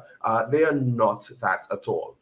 So in the first instance, when we talk about digitization, we're really talking about converting something into a digital format, and that refers to encoding data and documents. So that really focuses on information. It may be as simple as scanning a document and keeping an electronic version of that document stored in some computer system or on a cloud-based solution. We have digitalization, which means to convert business processes over to use digital technologies instead of analog and offline systems. So digitization focuses on information. Digitalization focuses on processes. And it's really that conversion of a process to not have it offline or analog. And then we come to digital transformation. And here's the kicker. A lot of times when we say digital transformation, we think that, oh, this is only about technology. The fact of the matter is that digital transformation doesn't really deal with technology. Yes, it includes technology, obviously, But digital transformation is typically an integration of digital technology in all areas of a business, or an institution, or territory, or government for a purpose. So it's not just a willy-nilly decision. Digital transformation seeks to fundamentally and radically change how we operate and deliver value. And this is the key message I want to say here for everyone to take on board. Digital transformation involves a cultural change, a paradigm shift that is focused on people. And this is where you have a lot of the sticking points. Organizations need to be able to break from or upend old processes, old ways of doing things, and challenge the status quo in order to fully embrace digital transformation. So 3 different concepts, they are interrelated. One focusing on information, the other one on processes, and then looking at the bigger picture with people in mind, digital transformation. And digital transformation, it could be linked to some old business frameworks we are aware of, the PPT model, people, process, technology. That's been around since the 60s, has been around for quite a while. But more so when it comes to the digital era, focusing on the people element has become even more critical and can even be the make or break for certain firms in this whole new digital dispensation. And I want to move on quickly. And Christopher, you can always check me on the time here because I can just speak despite my croaky voice. This is a segue here. I found out I have a regular cough and I was elated after 2 years of paranoia and several tests. I was elated to find out I have a regular cough. It's at the tail end, but we can deal with that. I think it adds a bit more character to my delivery voice right now. So coming from a recent OECD report, there's a 2021 OECD report on the digital transformation at SMEs. It had a couple of highlights here I wanted to share with you. One is one that is very obvious to us. The COVID-19 pandemic has been a game changer. And by that, I mean that up to 70% of SMEs across the globe have been using or have intensified their use of digital technologies. Anecdotally, here in the Caribbean, we are aware that there are a lot of small businesses that have moved a lot of their marketing activities and comms activities to social media platforms such as Facebook and Instagram. But here's the issue there. There's a bit of nuance in that. Despite there being this uptick or this intense use of digital technologies, what we do find that it was done because of the constraints of social distancing and lockdown, and it may not have been as strategic as we may want it to have been. The term you've heard a lot over the last 2 years has been digital pivoting, which is really about survival. And you did have some cases of what would have been accelerated digital transformation plans.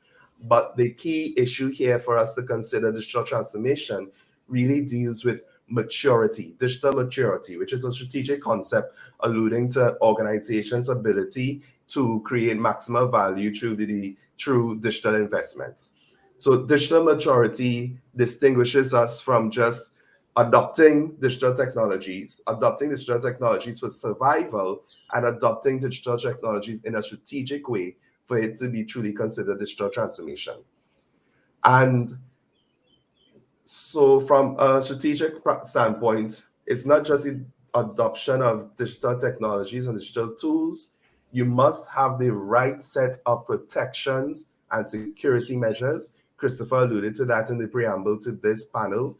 And I will come back later on to talk about security because that's one of my key focus areas at LACNIC where I work. Kevon, so we're going to just move over to Moira right now. Do you have one more point? Just want to finish? Just one last point. Okay. One last point.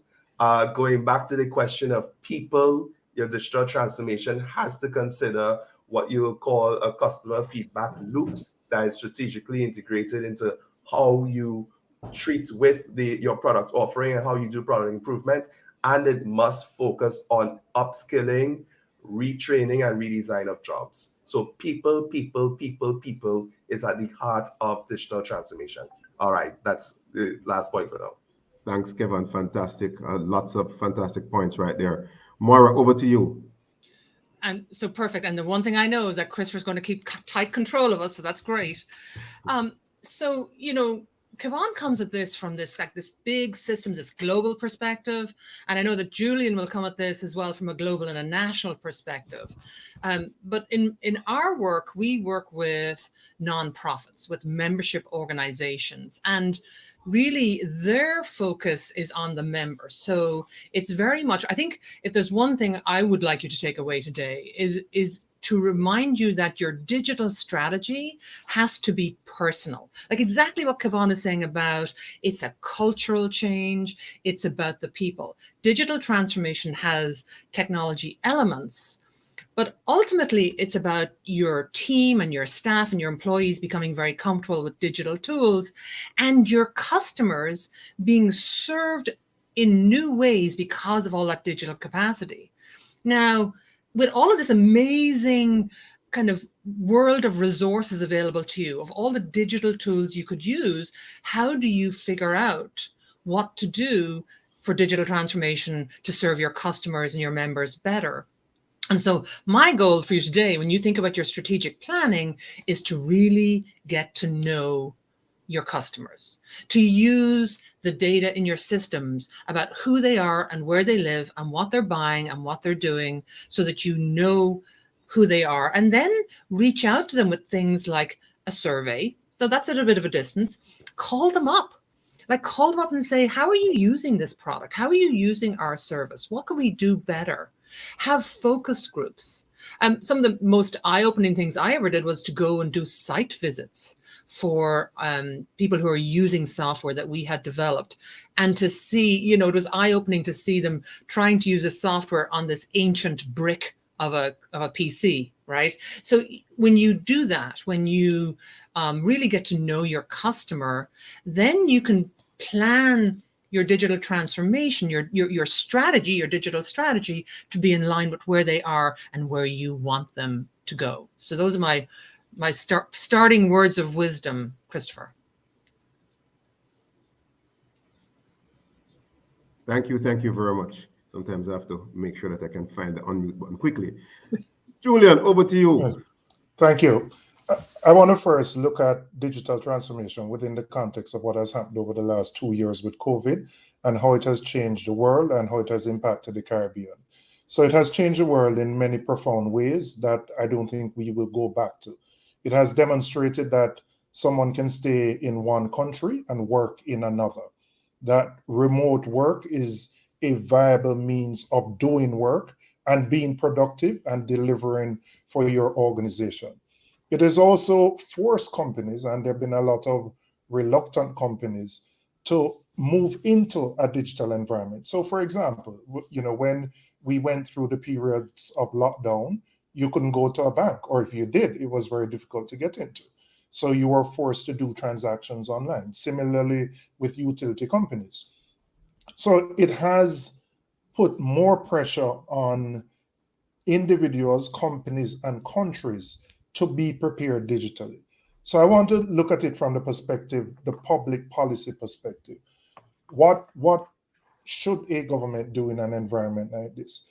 It means that, for example, your telecommunications infrastructure and backbone has to be world-class. So from the perspective of policy, and that's where I believe government should play, government has to put in place policy and legislation that facilitates competition so that you have a robust telecoms infrastructure, which is affordable. Why is that important? Because for 2 years, schools could not have face-to-face classes. Kids had to be logging on online.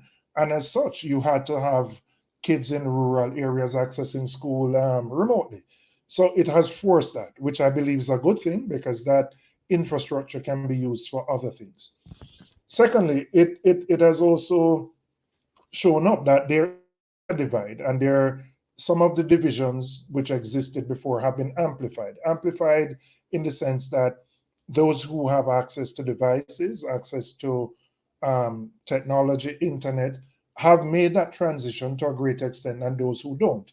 And those who don't have to some extent been left behind.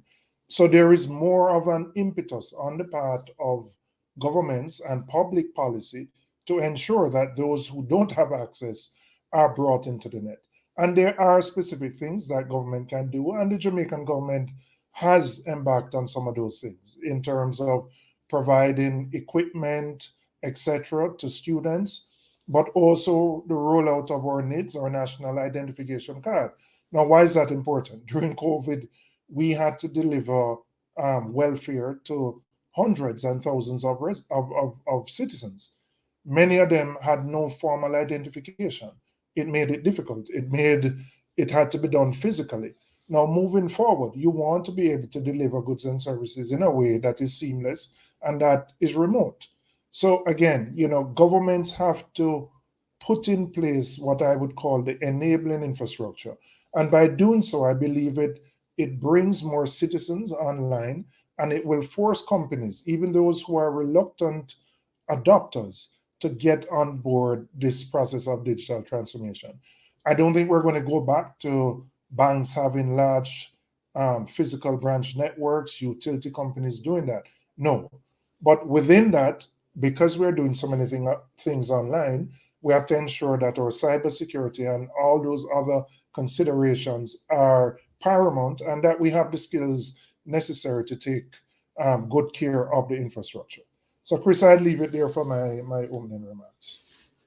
Fantastic. Thank you very, very, very much, folks. So with all of this, again, just a reminder, we're in fact here at a strategy conference, and we have heard a lot of great points around, digitization, digital transformation, the differences, how it benefits the public overall, and also small, medium companies, nonprofits. Folks, I'm going to ask if there's any experience that you could share over the last 2.5 years around, let's call it a winning strategy for implementing any sort of digital change. Do you have a sort of recommendation for a roadmap? Moira, I'm going to put you up first, simply because you've had, I think based upon our previous discussions, you've been on the ground helping a lot of people doing stuff. So is there any sort of a roadmap, high-level recommendation you'll give to the Caribbean, businesses here as to how to get started and how to make it successful? Because the next question I'm going to tee up after this, after everyone gives their thoughts on changing for strategy, is why have so many of these projects failed? So that's the next thing that we're going to talk about afterwards. Moira, you're up. So, a good crisis should never go to waste. And in many ways, the pandemic helped an awful lot of organizations move to having laptops and having the infrastructure in place to do remote work. And I think when it came then to improving their digital offerings and to offering, moving all of their conferences online, those that were willing to experiment made the greatest leaps ahead. So I think that was probably some of the biggest kind of roadmap. Suddenly their customers, their members were willing to try digital experiences that they would never have done before. They would never have done an online conference. They would always have gone in person. So now these organizations that were willing within 3 weeks to turn it around and try and offer it virtually, those experimenters sometimes had difficulty, but most of the time they learned what worked, and they got this huge response from their customers and their members. So, when we think about something like design thinking, which is about designing things for your customers, that starts with empathy, but then it goes into experimentation. Just, try it, put something up, fail fast, do the next thing. And I think that was a really good learning lesson for many organizations in the last 2.5 years. Kevon, you have any thoughts around some sort of a high-level roadmap based upon what you've seen from your end? Yes. Hi, Christopher. Yes, I totally agree with what Moira said. It's really about experimenting and understanding the new parameters in which you operate. So one of the things that we have learned at LACNIC, we are responsible for convening 2 times a year these large conferences for all ISPs, internet exchange providers, universities, and banks to attend to advise us on how they would like to see IP numbers administered. But we had to shift all of that to an online disposition, and we had to have a couple of just basic learnings with moving to the online environment. One is the security authentication factor, being able to have people register, move into a space and say who they are, and being able to track their participation in that space. That is something that's very, very important, because one of the things that we hadn't seen, or we hadn't, not that we hadn't seen, but one of the things we probably hadn't acknowledged as much in the first couple of years of online conferences is that you had an increasing amount of attacks to the conferences, of invasions happening at those conferences. So your authentication is something that's critical. The second bit is that because of this increased access to information and this online life, we had to restructure how we did things, meaning that we couldn't have gone along with a 5-day, 8-hour-a-day format for what would have been a digital experience. You had to look at how you can truncate the different elements of the actual events you're doing, and be able to continue to deliver value, but in a system that's a lot more digestible and a lot more, will be a bit more receptive for who our core stakeholders are. And then finally, I want to switch a bit from just what LACNIC had done as an institution to something that we have been doing across Latin America and the Caribbean. We have a program called Leaderis, which is intended to capture digital policy, digital transformation experiences across Latin America and the Caribbean. Leaderis is a grants and mentorship program for internet governance issues, but within that, we had a thrust called Internet and Productivity, whereby folks from across the region applied for this grant, and they had to develop this short study in 3 months. One of the most salient reports I want to guide you to is it's one that was done on the judiciary in Trinidad and Tobago and how they developed e-justice during the pandemic. So e-justice had been a project that was on the burner for quite a while. The pandemic actually brought a benefit or an advantage to conducting this e-justice project. The project was expected to take up until 2027. And according to this report to date, 95 of the project had been delivered in the first quarter of 2022. So that's a significant amount of savings. Inside of there are lots of practices that I think Caribbean institutions could identify with as to how you go about with your experimenting, your proof of concepts, your rejecting when something goes wrong, and how you go about testing to get something that is usable for the long term. So I'll stop there. Julian, I'm going to show a few slides here. I think the technology is now working. Share screen. I hope this button works. I'm going to share screen one. Share, and do let me know, folks, if you're actually seeing my screen at all. Yep. Yes, we're seeing it now. Yeah. So I did a presentation for the private sector organization of Jamaica. They had a conference with about 1,000 people attending recently, and one of the things that they asked me to do was just to talk about this whole digital transformation. So Kevon, based upon something you said a while ago, and of course, Moira also made a contribution similar, and Julian, something that he spoke about, the pre-COVID versus now, is that, and there's a slide that I used, and I actually got feedback from my team. No, Chris, don't use a slide. People don't like to be compared to monkeys. I said, no, it's not about the monkey. Just focus on the words. And all I was saying here is what didn't happen in 3 years happened in 3 months, right? And, just a quick move, especially for those folks who are ready to even sell online or collect money online.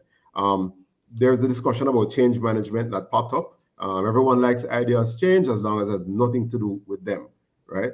And that's also something that I think we have to have a little discussion around change management. And I think I did see a comment in the in the chat around change and change management. And of course, we have said various versions of this. What the transformation is involves use of technology to radically improve the performance or reach of business. And there's a fair amount of people that, for them, digital transformation is just having online meetings. But hey, that's a start, right? And in terms of roadmap, one of the things that I've in the discussions with folks who have small business and things like work, I guess the same same foundational components required for good solid strategy is the same for in the digital transformation framework. Crystal clear objectives, integrated approach, buy-in from leaders, adaptability, skills focus. And the skills focus part, I know it's, and Kevon repeated over and over, again, the people. For those who were on earlier with Douglas Orane's discussion, buy-in from leaders, integrated approach, and crystal clear objectives. He spoke, the whole concept of from Raf to Rupert. I mean, as someone who sits down in one of the GraceKennedy buildings, Grace is one of my bigger customers. I've heard the story repeated over and over, and even when I ask advice from Doug, it's one of the things he reminds me of. Chris, make sure that everyone understands the objectives crystal clear.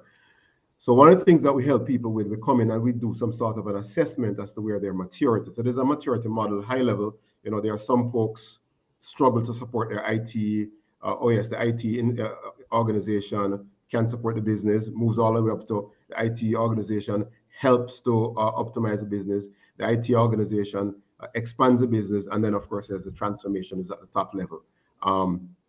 And so there's a whole process that we can go through and help people understand where on this platform there. By the way, the last survey we did, majority of the organizations in Jamaica, medium, large, and small, are all between the trusted operator and firefighter. That's where most people are. Very, very few are in the top two sections at all, right?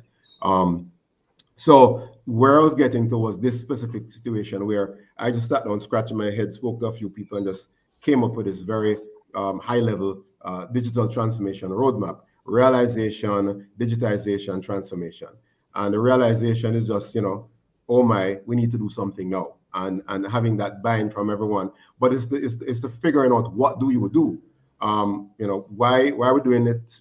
What's the strategy around doing it? How we're going to get it done? Is there any specific focus? The money part, and of course, the people, right?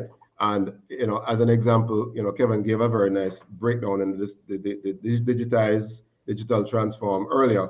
And this is an example I gave out to the folks. And, President of PSOJ, Keith Duncan, used it over and over in our talk afterwards.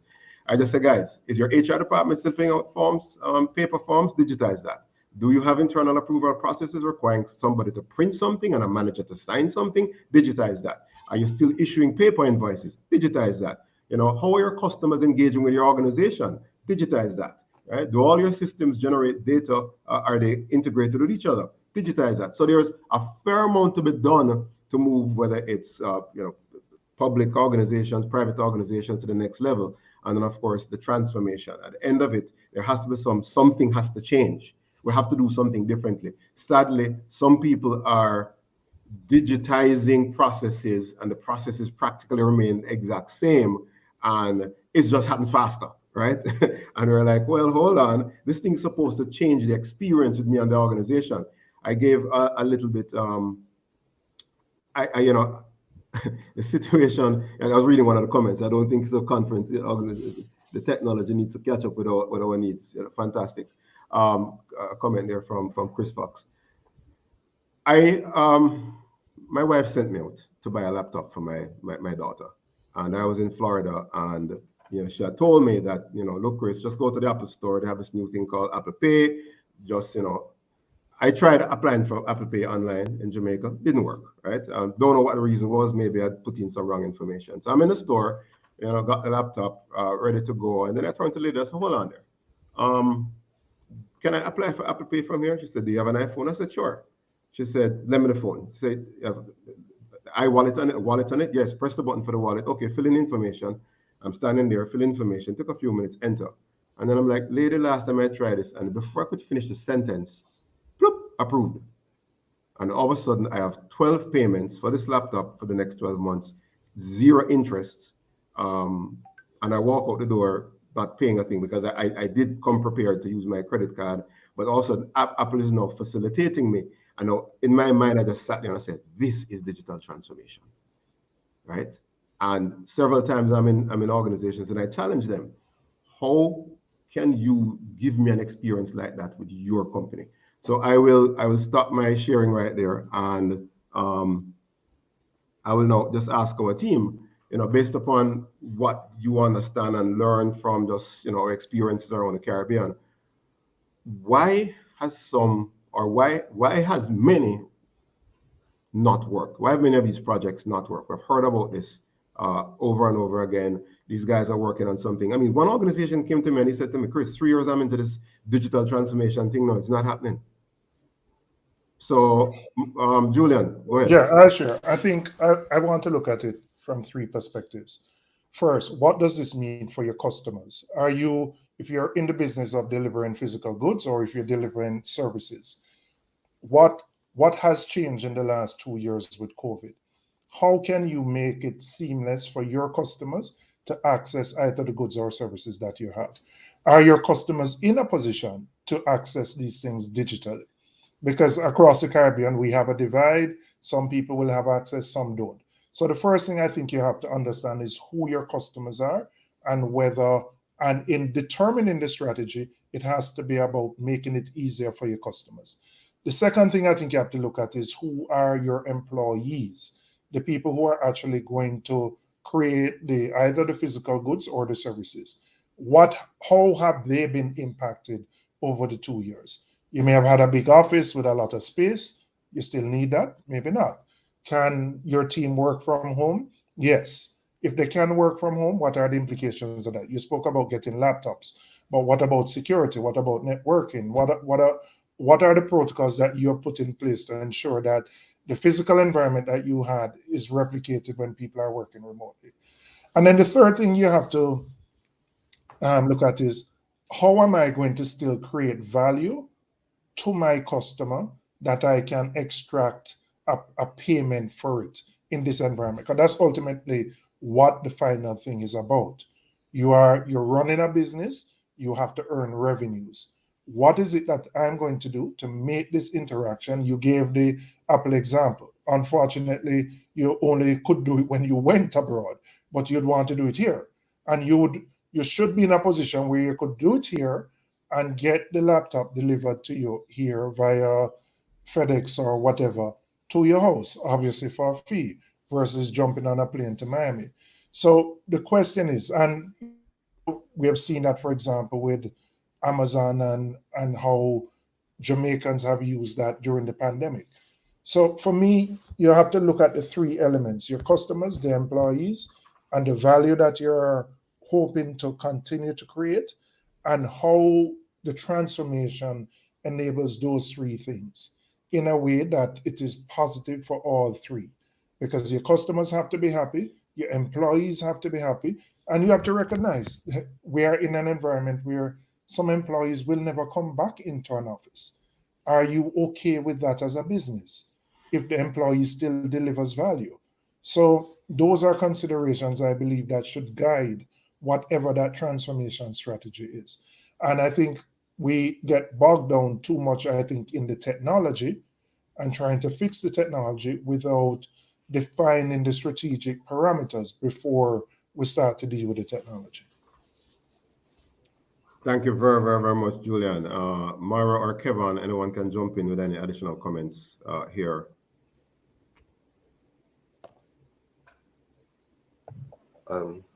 Okay. I was just waiting to see if Moira wanted to intervene, but I was just coming here. Yes, I just wanted to dovetail on what Julian was speaking about and add some comments, but from a more macroeconomic level.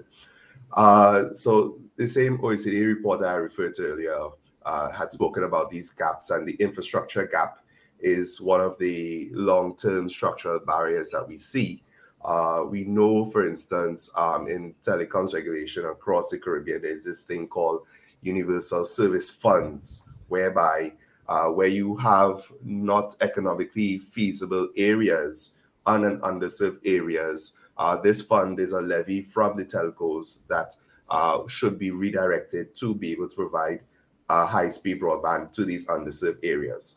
And the efficiency of that fund across the region works in various ways. But what I wanted to add is that in addition to that, you do have very clear opportunities to build something called community networks. And community networks from global organizations such as the Internet Society take you from 0 to a level of connectivity in a short space of time, even among unskilled people, people who are not familiar with networking, people who are not familiar with equipment. There are programs whereby you can have access to equipment and training to provide internet connectivity and meaningful internet connectivity in these unserved and underserved areas across Latin America and the Caribbean. So the infrastructure gap is one that we have to always contend with, and we always have to raise our voices when it comes to that. The two other comments I want to allude to refer to these myths that we tell ourselves in the Caribbean, which are not true. There are these myths that exist. One deals with a shortage of talent or shortage of skills. The Caribbean isn't short of talent or skills or creative ideas. Within organizations, there are a significant amount of creative ideas that need to be tapped into. So it should be really a question as to how do you discover the existing talent and skills. Outside of organizations, one of the lesser spoken sources is the actual talent pool that we have, not only among Caribbean nationals here in the region, but across the diaspora. And if we're talking digital, you're no longer thinking of coming into an office and sitting down for 8 hours. You're talking about being able to tap into strategic services by a Caribbean national who can remotely to either provide some provide a business support service or any other thing across your value chain. And the third comment I want to talk about is this myth about there being no financing. If you look at the volume of finances that come across the region, there's so much. It's not a question of there not being financing. It's a question of understanding how do we redirect the savings and the dividends from from the actual adoption we've already done with digital technologies and continue putting that into upscaling and looking at more sophisticated investment in digital technologies. If you have a company that has embraced email technology, you already have a savings versus a company that goes via traditional post. If you have a company that has email technologies and has embraced a solution such as SharePoint filing, you have economic savings there. And quite often it isn't spoken about enough that these savings shouldn't necessarily mean that they go into the wild. It's where you would have traditionally put something that's labor intensive and you're now saving money because of your adoption of a digital tool or digital technologies. How do you continue reinvesting that into something like cloud support services or even adopting digital platforms? The benefits of adopting digital platforms, besides using it for comms and other business functions, is that all of these have intertwined in them business intelligence and business analytics and data analytics, which would have come at a significant cost if you were to look at it from a labor intensive focus. So the finance question is that there is finance, is a question as to how do we tap into that finance? How do we redirect savings from existing digital adoption and put it back into what would be upscaled and sophisticated digital transformation? Thanks, Kevon. Moira? And Chris, I just wanted to add on to this whole idea of access. And I just came back from spending 6 weeks in Ireland, and access to internet can be quite spotty over there as well. But in my mother's house, somebody important lives out the road. So we had great Wi-Fi, right? So, but in the US, in general, certainly in the metro areas, access is pretty good. But what we now see as well is a recognition of, access for those with disabilities. So when you think about digital transformation, you actually begin to think about wider issues of access as beyond the physical infrastructure, through to things like closed captioning, through to, like ways that we, and a recognition that going into the office is about access as well. If you have if you are immunocompromised and you've got to get in a bus or you've got to get in a metro train, you know, and you don't have a car, like there's a lot of ways in which I think this whole last 2 years raised issues about giving people access, and being at home, if you have the Wi-Fi, really is a huge accessibility bonus for many people who don't have to physically manage to get into the office. I had to, Moira, you know, that last part about the Wi-Fi, the quality of the Wi-Fi hit home with me at the beginning of the pandemic because, of course, my board meetings had to move online.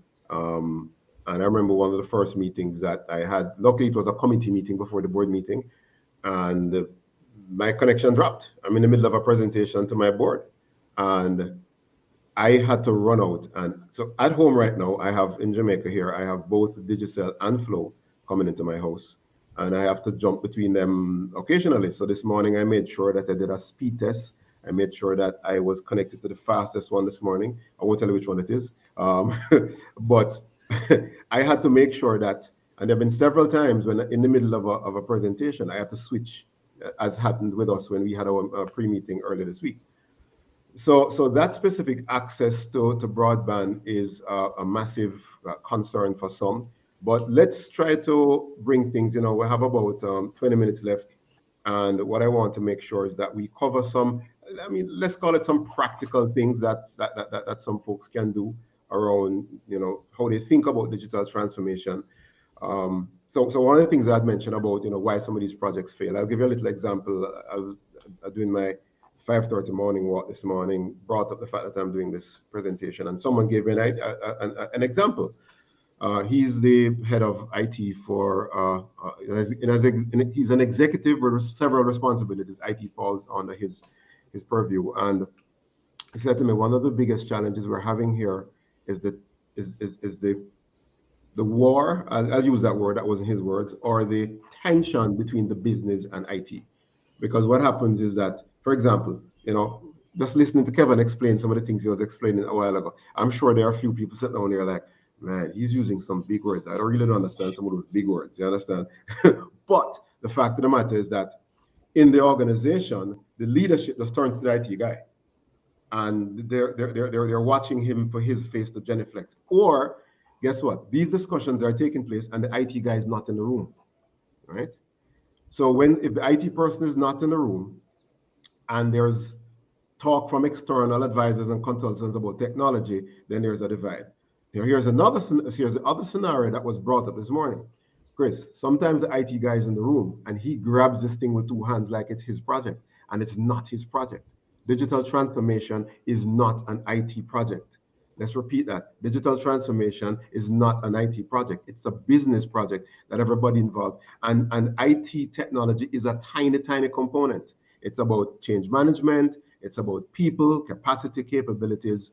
And one of the main reasons why this thing fails sometimes in some organizations is that sadly, too many of the business folks leave it to the IT folks, and then also the IT folks take over. This is their fiefdom. And look, I'm an IT guy. I started life as an IT guy. I was a technician. I'm throwing myself under the bus here. Sometimes we use language to keep everyone else at bay. Sometimes we use language to kind of sort of make sure that our seat at the table is always there. And then sadly, it turns back and slaps us in the face because we were not being inclusive. In a recent case study that Harvard Business Review posted in their December 2020 issue, talks about Apple and how it innovates. And one of the things two main things they talk about. They talk about experts leading experts, got the whole idea and concept, and it's something that comes up in strategy all the time. Do you hire an expert in this area, or do you hire a leader and then teach them the technology? And of course, you know, there's many different consulting thoughts around that. And what they thought is, say, look, let me get the best person for this technology. We can teach them management and leadership after that. So for them, it's experts leading experts. But the other massively important thing was around collaboration. They said the leaders must collaborate. No one can own this. No one can be throwing all these other people under the bus for everything. We must work together to make this innovation occur. And I mentioned the word innovation. So that's another thing that I also want to throw to the audience here. This whole topic of innovation versus digital transformation. Is it the same thing? Is it different? So those are a few points I kind of want for us to kind of think on as we move towards the last 20 minutes in the discussion. While I'm doing that, I will read a concern. It's not much a question, a concern that Kareen Wilson raised when I gave the whole Apple Pay example. She's a content creator and she finds it extremely difficult, and she extremely was in block capitals, to collect funds that persons donate via PayPal, Payoneer, etc., because of Jamaica's restrictions. This has come up in so many of these forums as we talk about digital transformation and digital payments and all of that. It's one of the things that I have kind of thrown out to our folks at the ministry in terms of there's this continuous talk of Jamaica as a digital society, and there's several underpinning components of this. Of course, one of them Julian mentioned several times is the National Identification System, or digitized identification, which is one of the three major components. The other major component is exactly what you brought up, Kareen. It's digital payments. How does that work? And then using the Estonia model, the key thing, the other key foundational component, because there are three: digital IDs, digital payments, and the other component is data exchange or data interchange within the country and within government, private sector, and back and forth, and intergovernment organizations. Where is that master database of the information that needs to be shared? How is it shared? Do we have access to it? So that is what will give the foundation for moving Jamaica as a digital society. So I threw in about 3 or 4 or 5 topics in there that we're going to try to squeeze through in the next few minutes. Okay, Dale has put up a question. Digital transformation and work from home is here to stay, especially with younger professionals and younger digital customer base. Where are we in our mindset in the Caribbean? Lennox from PCCM Club in Toronto. Another part of the discussion. You are so correct. You're so correct, Lennox. So with those 4 or 5 topics that I threw up in the air a while ago, where do we land around some of these? Who wants to go first? Looking at the question Dale put up, I think where employers are going to be forced to adjust, because I think the balance of power to some extent has shifted to employees, and particularly employees who are highly skilled, who are mobile, and who can stay in one location and work in another. And I think, the concept that somebody has to come in at 8:30 and clock out at 5 and be at a physical desk is anachronistic. We in an environment where people can deliver value from their home, depending obviously on the nature of the job. So I think employers will have to adjust if they want to keep the kind of talent that can transform and constantly innovate in their businesses. The issue of the question about payments and receiving payments has been a sore point from, I was in government from 2012 to 2016, and I know we still haven't resolved it. I would say that part of the challenge we have as a country, we have a lot of good things, but we also have some negatives. And I think part of the challenge we have with this area is that the people who use their innovation in a negative way to scam people, to find ways of bringing money in, have put such a limelight on the country that many of the people who we have to interact with are very cautious about enabling the receipt of payments via these digital means.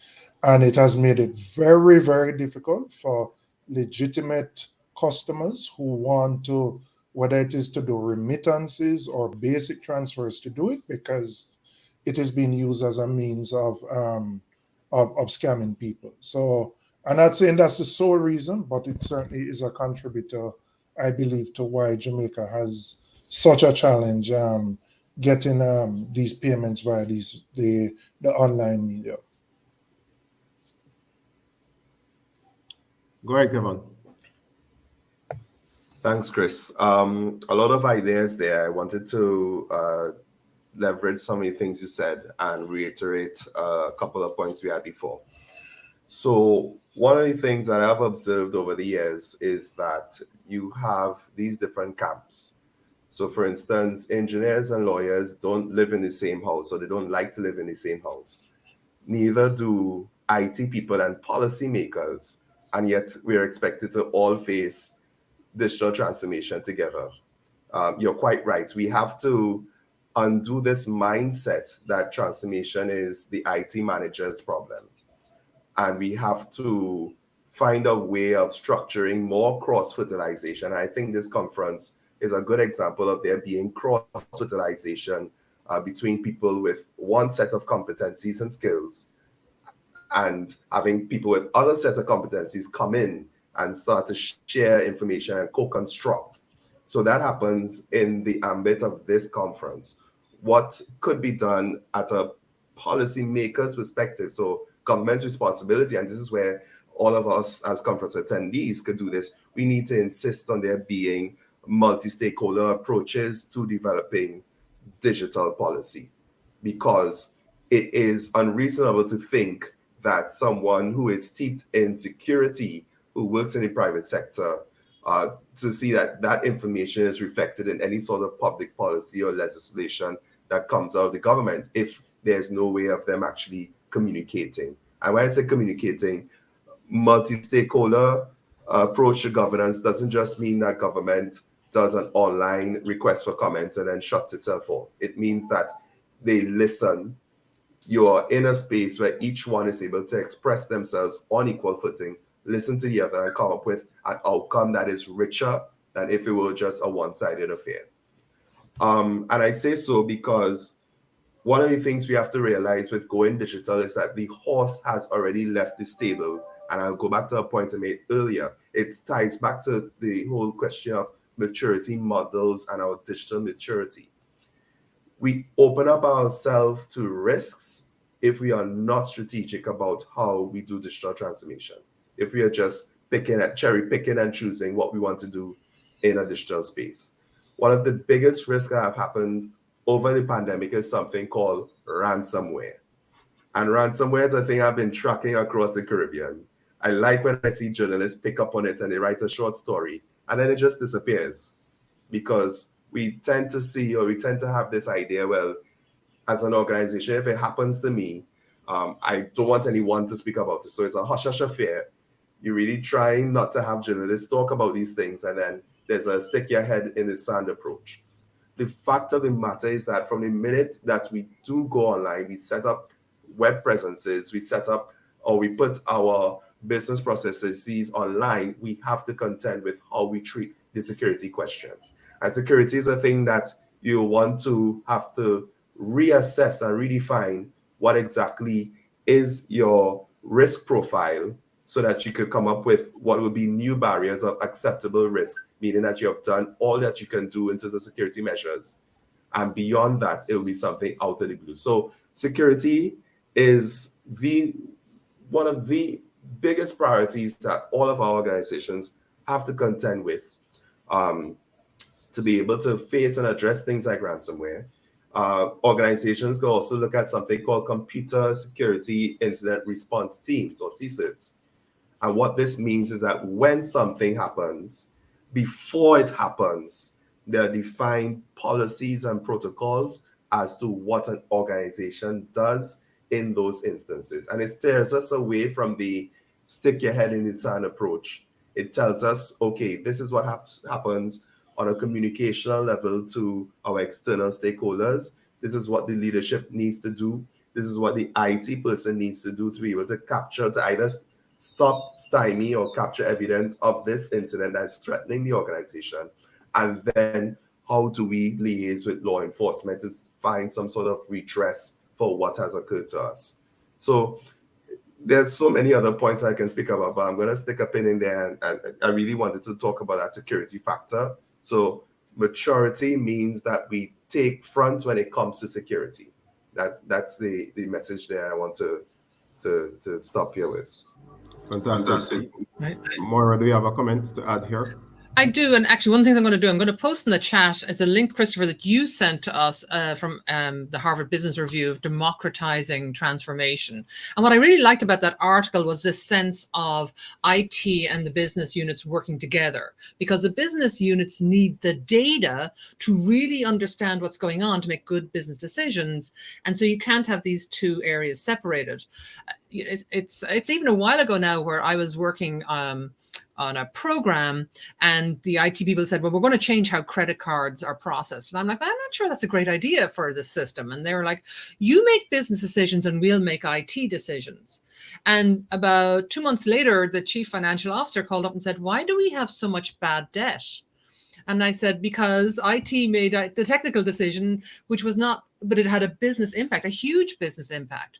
So, you know, what we see in those organizations that really are embracing digital transformation is like Julian saying, like, you know, people have more power. You know, those employees have more power to say, no, these are the tools I need. This is the data I need, because the business goals are not subject to the king of no in IT, who just can kind of, you know, though your point about security, you know, Kevon, is just spot on. And that's where IT probably has that realm of, like, whether if it's operating systems and security patches, you know, that's where IT still has probably that realm of the final say. But once you get into service and innovation, then you really have to be working together. I love that comment, the king of no. I have never heard that one before, but you're right. You call the IT guys, no, can't be done, no, you know, because it wasn't their idea or whatever. I'm going to share again one more time, just very quickly. Kevon, I've been talking to everyone who would listen about cybersecurity for the last maybe 3.5, 4 years. And I have modified my slides in various ways. I've tried to explain to people why is it critical right now. And I have different versions of this depending on the target audience that I'm talking to. I try to talk about the global situation, and of course I also talk about the local situation and the ones close to us. And I do have a newer slide that brings in the JMMB $40 million plus situation just week before last. And some people sadly just keep on believing that this has nothing to do with me. I mean, nobody's coming after me. And I'm like, no, the ransomware that you talk about, Kevon, a while ago, it's a scattershot approach. It's just the systems are out there just throwing phishing out there. As I just said, it's phishing. It's whoever will hook. And once you get hooked and your data is compromised, then it's goodbye. And why we don't hear about it? It's not newsworthy. It's getting to be newsworthy a little bit, but not, you know, it's embarrassing to admit, horrible PR, you know, legal ramifications around it. But one of the things that we're having in Jamaica right now, and I know a few other Caribbean islands do have it, is there's a legal requirement. So we do have Office of Information Commissioner in place, and she's ramping up her capabilities right now. And the fact of the matter is that, you know, by law, you have to report if you're processing private information for whether it's your staff or your customers and it gets compromised, you have to let the commissioner know, right? And so there's a requirement for technical measures, and then there's a requirement for organizational measures to ensure that you keep people's data private. And so this is something that for us in the IT security, cybersecurity industry, we've been kind of asking for a while. Now it's here. Yes, Dale, cyber criminals do have PhDs. And that is also one of the challenges. The attacks are getting more sophisticated and they're getting more complicated, right? So we do have some legal requirements right now. So at the end of the day, we have some leg to stand on when we go into organizations and they say, look, I'm here to, you know, help you audit your situation, just to give you some sort of a report, maturity level, some sort of a feel as to what's your standing in terms of protection, what capabilities do you actually have, and give them some sort of a roadmap. Sadly, we're still pushing that rock uphill because not everyone is just jumping at the bits to do that. So in our last 10 minutes, folks, or last 8 minutes to be exact, what I'm going to do is ask each of my panelists to, if there's any final takeaways or final thoughts that they have that they definitely don't want to leave here without saying, if we could do a round robin around it. Let me just run through some of the comments that have been here, because there have been a lot of comments. Thanks for the engagement, folks. I saw one that was, I thought, pretty interesting. Kelly McIntosh mentioned her approach with respect to, as a non-IT person, she have used to automate, improve processes to invite the IT person into the room, paint the picture of the pain points, and work on the relationship that way. And in the end, I think further down, she says, guess what? The more I interacted and collaborated with IT, the more tech savvy she became, and the more commercial business savvy the IT person became. So that, I think, is a great example of collaboration. She got a lot of thumbs up right there. So that's something that I want to highlight. Collaboration is massively important across the board for this thing to work. It's not going to work otherwise. Trisha, I think organizations keeping secret their challenges with security is a way to somewhat maintain some amount of confidence. Sadly, yes, but in our more advanced countries, there are laws requiring disclosure. Lisa Marie Alexander, question on the screen: how do you ensure digital strategy transformation is part of the strategic agenda? Great question, and I think it's a good, perhaps, closeout question. Moira, Kevon, Julian, how do we answer that one right there? How do we ensure it's part of the strategic agenda? Julian, I'm also going to ask you, throw in a secondary question. As someone who has been a volunteer in a fair amount of things that, trying to make sure that Jamaica gets towards a digital society, I have come across a plethora of studies. And Kevon, I don't know, your organization probably helped with some of these studies, but one of the things that I realized that, almost every multinational does some sort of a study, and there's all of these reports.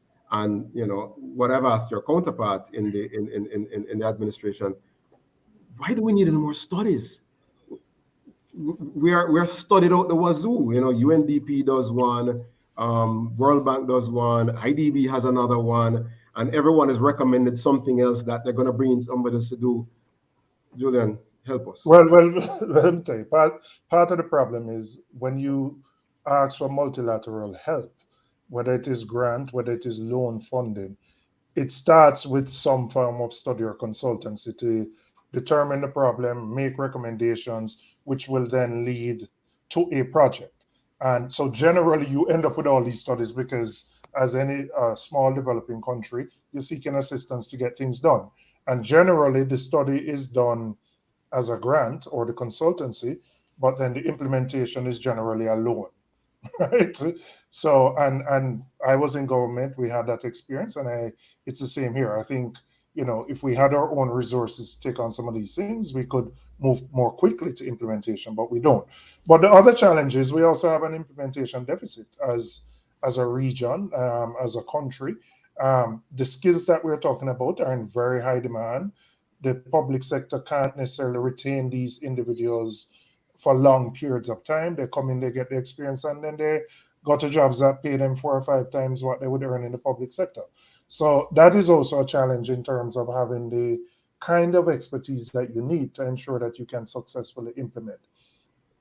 To come back to the question that Lisa Maria put up, I would say digital or transformation has to start at the top. It has to be led by the CEO who understands what it means for his or her business. It is not an IT problem. IT is enabling what you want to transform. If you don't see it that way, you're going to fail because the owners of the project are going to be too low down the totem pole to get the transformation in people, in processes, etc. So for me, the CEO, the C-level person has to own it and has to drive it. And I believe if you have that, you have a greater chance of succeeding than if people just leave it to the IT man to do something ensure that we're online, so to speak. Thank you very, very much, Julian. Last words, Kevon, and then we end with our soul lady. Thanks very much, Chris. And yes, exactly as Julian has said, we have a saying here, I'm sure it's probably across the Caribbean, Mediterranean, and we say that fish rots from the head. Your transformation process needs to be done by strong leadership. Strong leadership, which is able to give you enabling infrastructure within your organization, the tools, the requisite tools and skills that you need, the ability of building skills has to be a clear focus from the leadership, and also the ability to inspire. They must be able to inspire, and they must be able to be visionary as to what sort of transformation they want to see, and not put the cart before the horse in interpreting digital transformation as a technology issue. Technology comes last. There's a last set of three P's that I want to leave you with. I've said people so many times, but I'm going to say it again. People who are adequately equipped and empowered, they can help chart the way. So again, it ties back to leadership, being able to adequately equip and educate people so that they can be empowered to chart the way. There are policies on infrastructure, policies that need to be enabling in order to be able to transform. Again, leadership needs to be responsible for setting those policies, not in a vacuum, not all on its own, but setting policies through an open process that will help lead the way and ensure that you have enough enabling infrastructure within the organization to lead the organization forward. And last but not least, something that it hurts us culturally, persistence, having the confidence and the boldness and the faith to make an energized way forward. When you fail, you simply find out a way of something that will not work, but you need to persist. Too often, we look at failure as the be-all and end-all to anything, and we revert to the risk-averse nature within us. But what I'm saying is that in going digital, in doing anything digital, that horse has left the stable, and you are in what you call it's a situation where there's no stopping. It's either do or die at that point. So you really need to focus on being persistent and understanding what is trial and error, what is failure, how you learn from failure, and how you continue innovating your process. So 3 Ps: people, policy, and persistence, all coming from strong leadership on what digital transformation means. Thanks, Kevon. Moira, you have the last word. The very last word. It's really short. Like, we work at a lot of organizations that have a board, and like, yes, absolutely, the executive director, the CEO might be very convinced of the need for digital transformation, but there's a board to be convinced.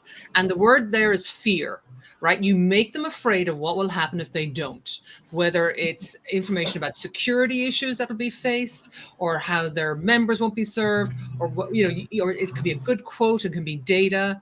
But that's a way to make sure, Lisa Maria, that technology gets a seat at the strategy table. Thank you. Fantastic.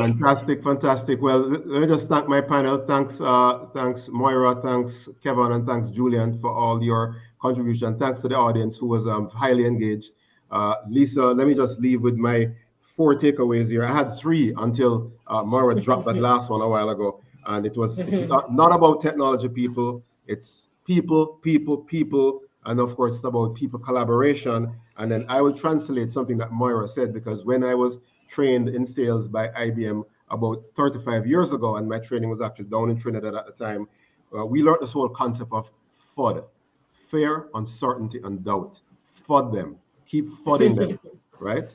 Keep FUDing the leadership. Fear, uncertainty, and doubt.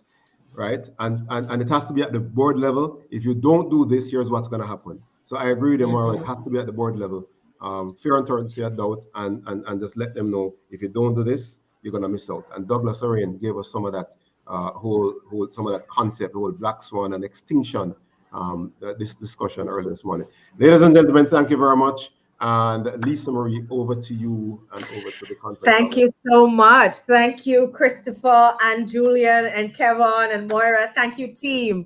What an awesome discussion. And you know, we I'm not gonna rephrase or paraphrase again, it's been said, but the importance of people in a transformation of any kind. And for me, the takeaway, this is if you're just joining us, this is the Caribbean Strategy Conference. So we're talking about how do we do it? How do we execute it? How are we successful at it? I think for the Caribbean, the important takeaway there was that there's an implementation deficit. So for organizations, in order to focus on implementation, I think what we heard from this panel is that we're focusing on people. And next up, they should be jumping on screen. We actually are moving into our tourism panel, and it's actually one of those industries that it's very pervasive, of course, in the Caribbean. Some islands are more focused on tourism than others, but we all benefit from it.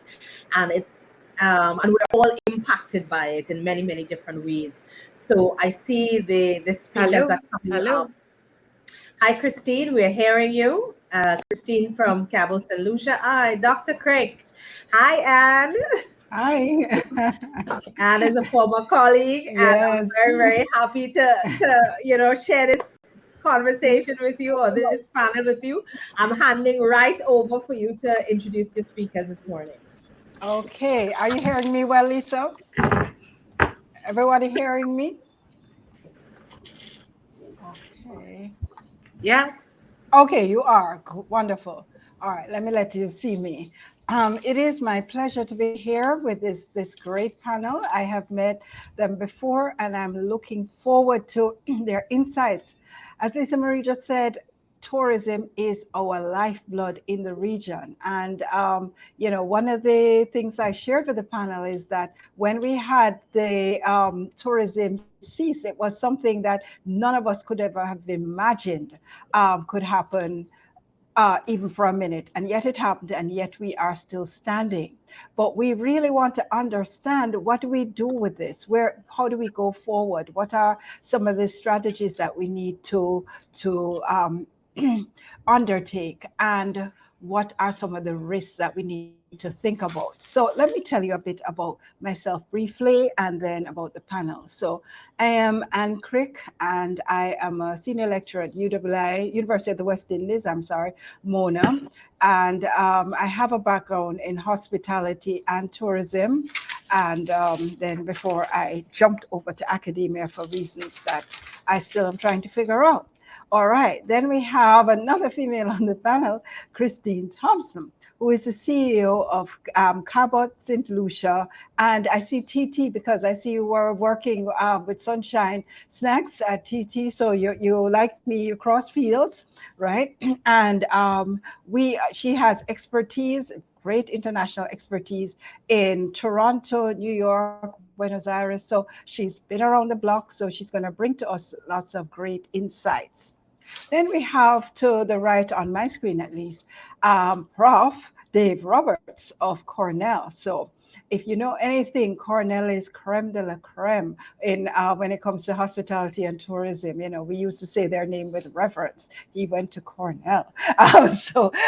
Dave is there. But before that, he was with Marriott, and for 22 years, I think you said. And then in 2020, like me, and maybe you have your reasons, he jumped into academia, and he is at Cornell, and his focus is on business strategy and revenue strategy. And certainly that is something that we really want to talk about. How do we make money, and what are some of the changes we need to think about? And then we have Cone, down the road from me in Jamaica, because I'm speaking to you from Jamaica, and he is also a Marriott person, Marriott times 2. Right, because he opened 2 of our Marriotts in Jamaica, and he's currently with one of them. And he's an awardee winner, Mustang awardee winner, and in 2015, and also a Mustang edge winner. So he is clearly top of his field and thinking through what are the things that we can do to differentiate ourselves in a crowded marketplace. So that is the panel that you have in front of you. And what we decided to do, we'll have each of them make a few remarks, 5 to 7 minutes. And then after they've made their opening remarks, and we want you to be chatting. I was sitting in on the last panel and I see that you are very interactive. So I'm going to believe that if IT can get that energy, so can tourism. So please keep interacting with us. So I'll be taking your questions, and I have a couple of my own that I will pose to you as well. So Prof. Dave, over to you, your remarks. Great. Well, thank you, Anne. And it's a great honor to be on the panel with Cone and Christine. And thank you to the attendees for joining today. I did catch the tail end of the last panel also, and it was neat to see everybody so actively engaged. So we're talking about tourism and strategy, and these are turbulent times for tourism. The conference is about strategy, and this session is going to be about the application of strategy to address some of these challenges that we're facing. So I thought I would start and just set the context a little bit for some of the turbulence that we're facing.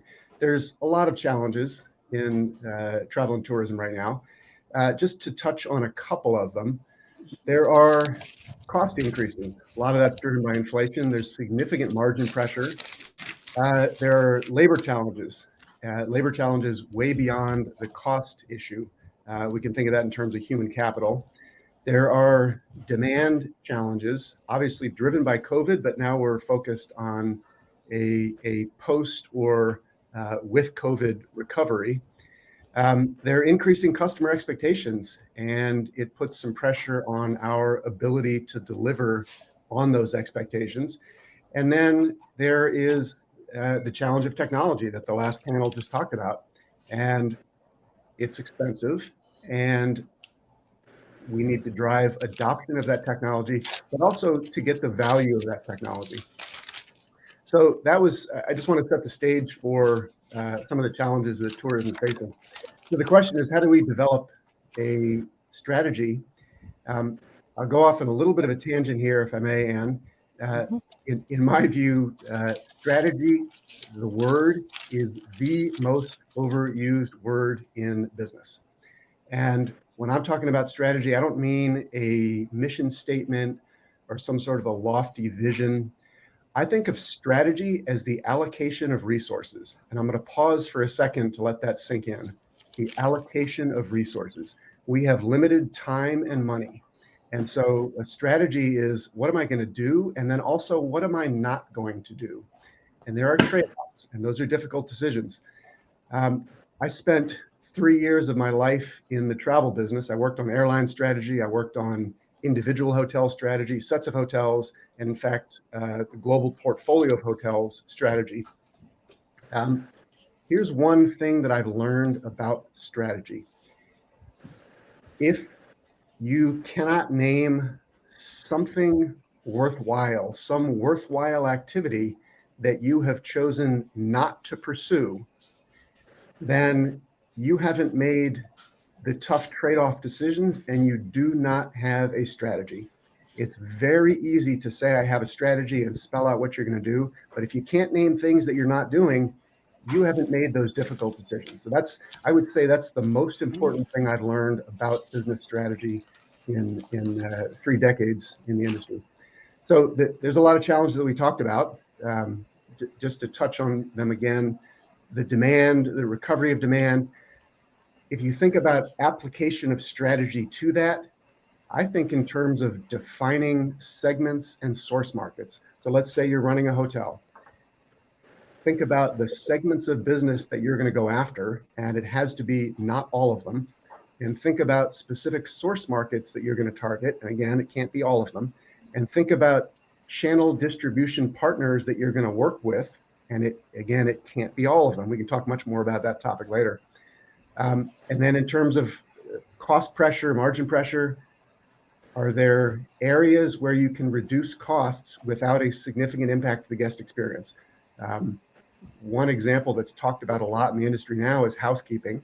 And some people value daily housekeeping and they should be able to get it. Some guests, in fact, some significant number, do not value daily housekeeping. In fact, they don't want it. Well, that's an area that you figure out how to reduce costs there.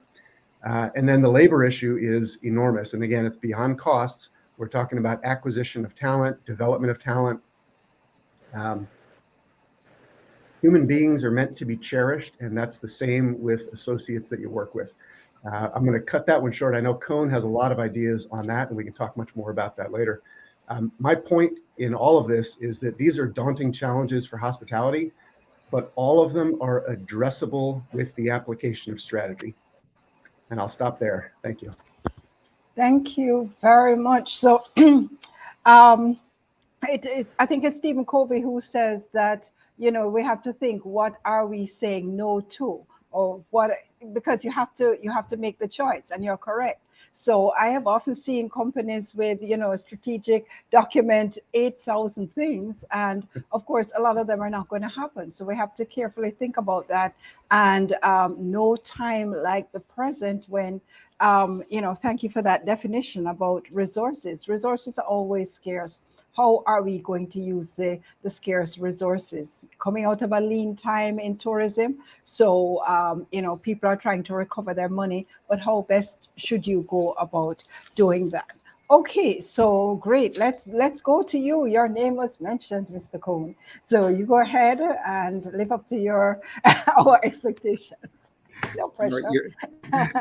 Good morning, all, and Dave. You really made me think even more after our last conversation about, strategizing, what are we doing onwards. But, when you talk about strategy, also, KPIs come to mind. How do we monitor? How do we assess? How do we evaluate, our strategies? Because we're coming out of these 2 years where we literally every month thought we could re-strategize and then to be pushed back again.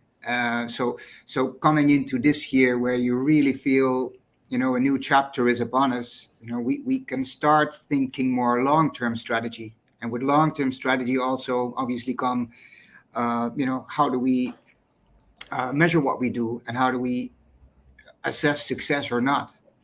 And what you say, when it comes to segmentation, so powerful, because, and I'll talk a bit about this, but as a business, we are a brand, and if we decide in our efforts to recover and look at so many different channels to make market fun, or diversify our product to the extent that, our guests will not be able to recognize our core brand or our culture, we are making the wrong direction in terms of strategy. So we always have to align ourselves to who are we in essence, and that's the conversation that, post pandemic needs to be had. There needs to be these reset and where businesses revisit their brand. What was our brand in essence, and how can we rebuild that?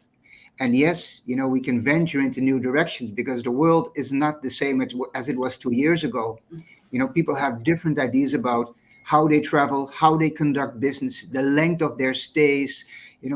There's so much more diversification in a simple journey. So as a business, we have to respond to that. So brand becomes and remains critical, but how do we serve? How do we align our projects with product and our services with this new demand or these new expectations? And that requires strategic thinking. And then the other part which you mentioned, Dave, and it's critical, but it's the human capital.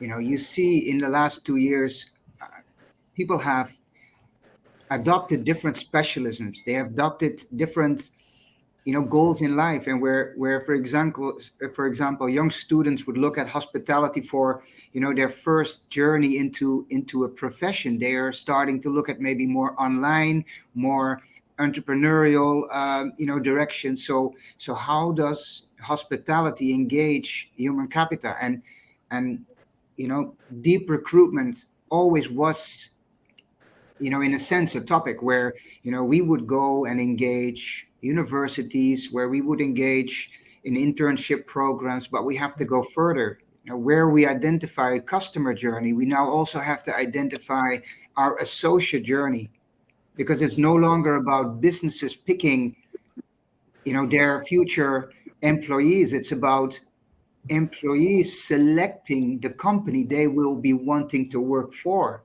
So recruitment becomes more and more this, two-way street. If we have people interviewing for positions in this hotel, we have to be punctual. We have to create an arrival experience. We have to make a presentation where people feel compelled to say, wow, this is really a place where I could see myself work. And if we do less than that, we're selling the business short, and we're not attracting the right talent. And that's just a tip of the iceberg. You're talking about, a package of compensation, primary, secondary. What are we doing to create a future for our future assets?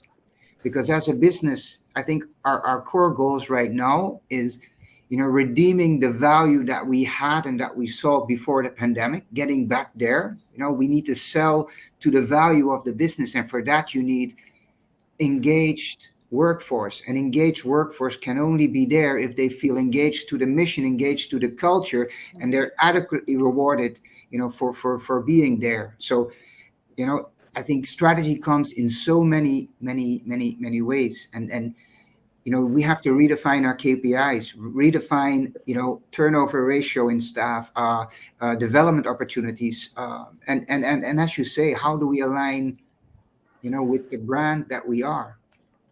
And I keep it to that, Anne, because I know we just have an hour. I think Dave and I would be talking for days if you'd let us.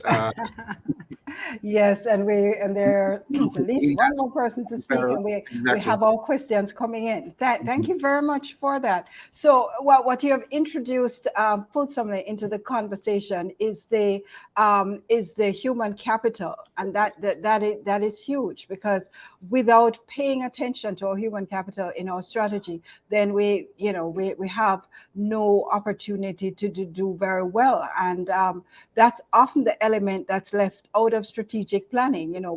We figure out what markets we want and so on, and then afterwards we say, okay, now how are we going to do it? And what I hear you, and I love the term, is it a Marriott term, the idea of journeys, when you talk about journeys?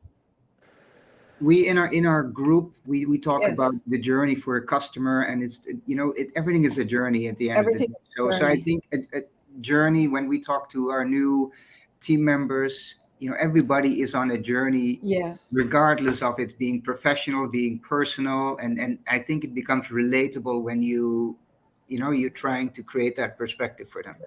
Right. So I love that is not just the customer journey, but it's also the internal customer journey that we will think about. I'm going to let Christine jump in and have her say, and then I see the questions mounting, and we'll get to those. Go ahead, Christine. Hi, everyone. Thank you so much, and hello to fellow panelists and all of you listening in. Really interesting discussion. I think we are at a slightly different stage in that we are in development mode, so we're not operating yet, which actually creates the opportunity for a whole lot of strategic decisions, because you're actually at that stage where you can. And so perhaps I could talk a bit about some of our thinking in terms of a hospitality operation in the region, and some of the things that we thought were important to our success. One is that we had more concerns about investing in plant, in other words, capital intensive, large ticket item buildings, and so and sort of getting or expecting an acceptable return off of that alone. So we are going the route that you would have seen, like the Four Seasons and some of those sort of higher end brands go, where there's a significant real estate component coupled with the hospitality operation. And what that allows, so Cabot is building a golf resort, but a real estate community around that. And I think what we've seen, interestingly, and the relevance to Caribbean hospitality is becoming more and more blurred, but we've seen a real explosion of Caribbean real estate values in the throughout the pandemic, as people realize that they can sort of operate off the grid and spend more time outside of urban centers. And that is sort of, for us, being quite a sort of merger of the whole hospitality concept. So when you can sell real estate at attractive prices, that allows you to fund and operate a hospitality operation in a slightly different way. So that's been an important part of our strategy. On the golf side, we are destination golf. So people will travel from all over the world to play golf, as opposed to being a resort with a golf course. And that was a very important distinction for us. And it allows us to sort of differentiate from other offerings. Another trend that I'm seeing a lot of, I think there's been a whole rise in social issues, environmental issues, and we are very conscious of being much more integrated with community than perhaps we would have been before. And I think that's really important part of talent acquisition as well. So what is your responsibility to the environment, to the heritage, to the culture, to socially, etc.? It allows you, I think, to also develop purpose that is very much a part of talent acquisition. So young people want to work somewhere where there's a sense of purpose and values, as opposed to just another job, right? The diversity and inclusion piece. For example, one of the things we're looking at is, the introduction of women in golf, for example. So can you, which for golf diehards is a really difficult conversation, because it's been a very male-dominated sport and activity. But all of a sudden now you have many families and couples where both members of the family are working, the man and the woman. And all of a sudden, when it comes to paying dues and club fees and HOA fees, they're like, well, whoa, I'm not willing to put my income into something where I feel that women are treated differently or are giving a different level of service. And so that now becomes very much front and center of the product offering.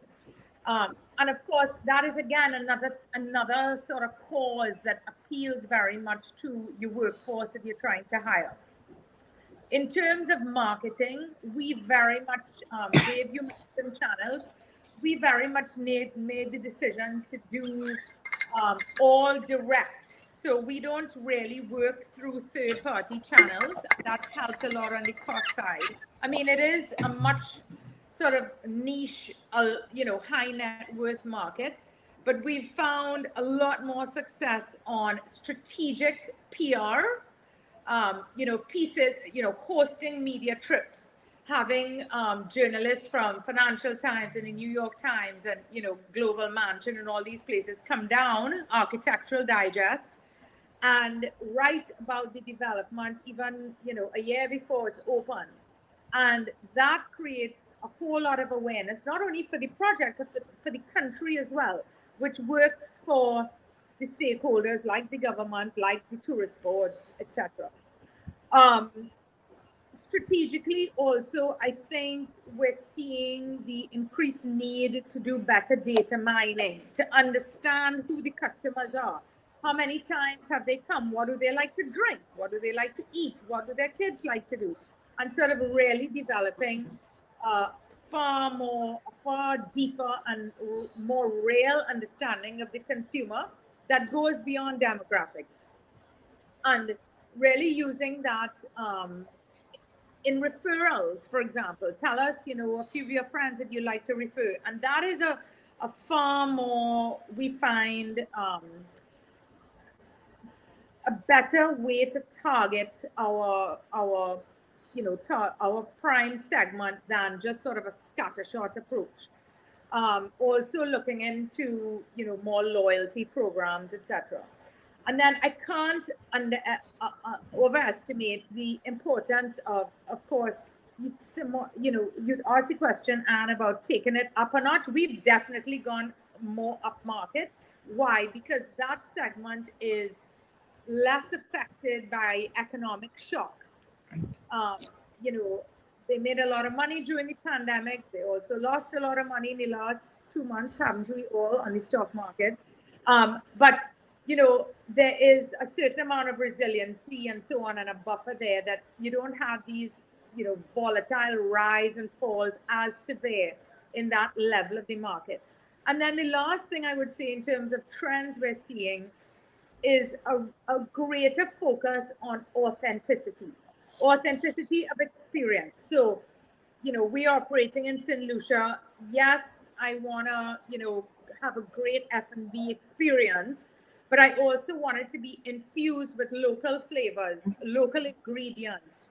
I want to go and see an authentic music festival. I don't want to really go and see a band playing hot with people, kind of, we know the conga lines around these hotels. Like, you want to be able to go outside the property and experience authentic, but let me be clear, not totally authentic like we as Caribbean people necessarily know. So it has to be some sort of hybrid that is still comfortable, but gives a glimpse of authentic, but is not too raw, if that makes sense.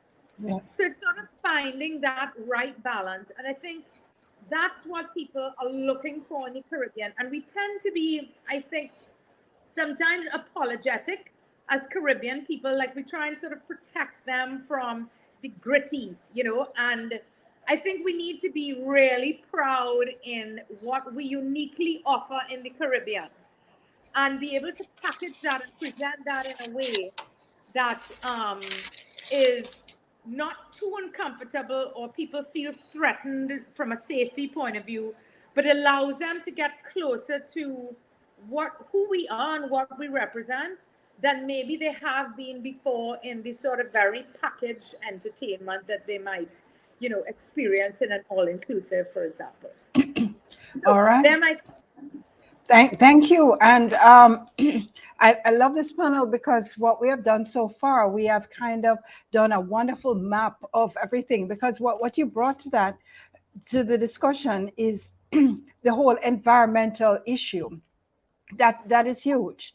And, of course, one of the things we always say about golf courses is the amount of water that they use, and how detrimental that can be. So, when you're setting up a golf resort, you take that in mind, and you do the things that allow you to be sustainable. You also brought in the whole issue of diversity and inclusion. And we know that people are making choices based upon that. So, that is something that as companies, we have to put our values out there, but we don't just put out values and, mission statement on the wall, and we value people, but you don't treat your people well, because, that will eventually leak out in this very transparent world. So I think that is very, very important.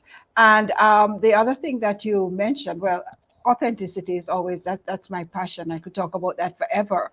But the whole issue of data mining, and it is open secret in the Caribbean that we don't do a great job of capturing data about this number one industry. It's really hard for you to find out how many people are directly employed, indirectly employed, how much money we are getting off of things, what are the preferences, and so on. So that is one of the things I believe will really undermine us when we come to strategy. So thank you, everybody, for those initial thoughts. And I have people agreeing. I'm just running straight to the chat, and they're agreeing with the idea that it's difficult to do everything and serve everyone. So you were very clear, Christine, when you're talking about this is who we are. We are upmarket, and we are dealing with people who are coming. I guess your stay is pretty long when people come on the golf vacation. So people don't just come to the place that happens to have a golf club, golf course. They're coming for that. So I think that is part of it. And then Lisa Marie says, who are we is a critical question for strategic success. Many organizations are losing their way. And I want to agree with that and maybe invite you, Kon, to speak a little bit about branding. You touched on it a little bit, but I want you to maybe go a bit deeper into that.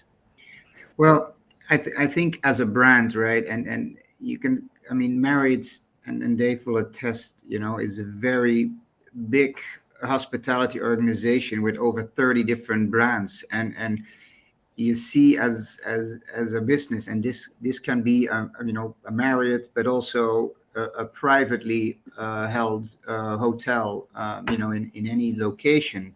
It is just very important that you establish what you are, what are your products, what are your services, how is your culture built, because a lot of it comes from from the people at the end of the day. The people will live and breathe your culture. The extent to which you empower your front line will define the success of your business, and that represents a brand. So I'll take AC Hotel as an example. In essence, AC Hotel is a Mediterranean brand founded by Antonio Catalan. It is a lifestyle brand, so it also speaks to, in a sense, a multi-sensory being. It's just not something it's not the scent, it is not the sound. It is really how people feel when they enter an environment, like that. And as a brand, for example, we boast a lot of art. We boast. There's even a brand scent. So I think what brands do is kind of have a product according to a set of let's say circumstances where people can identify with. So for us, we attract people that obviously come for business in this city of Kingston, but that also have interest in art, that have interest in meeting or doing business in the hotel or socially mingling. So this brand really attracts to people who have certain expectations or purposes of visiting. And if I compare that to the Courtyard Hotel that I opened in the same city for 5-6 years ago, the Courtyard is really more focused as a brand on providing a stable base for people to work from. So you would see persons coming there for business, yes, but they would leave in the morning and come back in the evening. And if you would compare, for example, the food and beverage in both of these areas, at the Courtyard, you would see persons having dinner, and opposite them would be an iPad where they would have either a movie on, a documentary, or home. Right.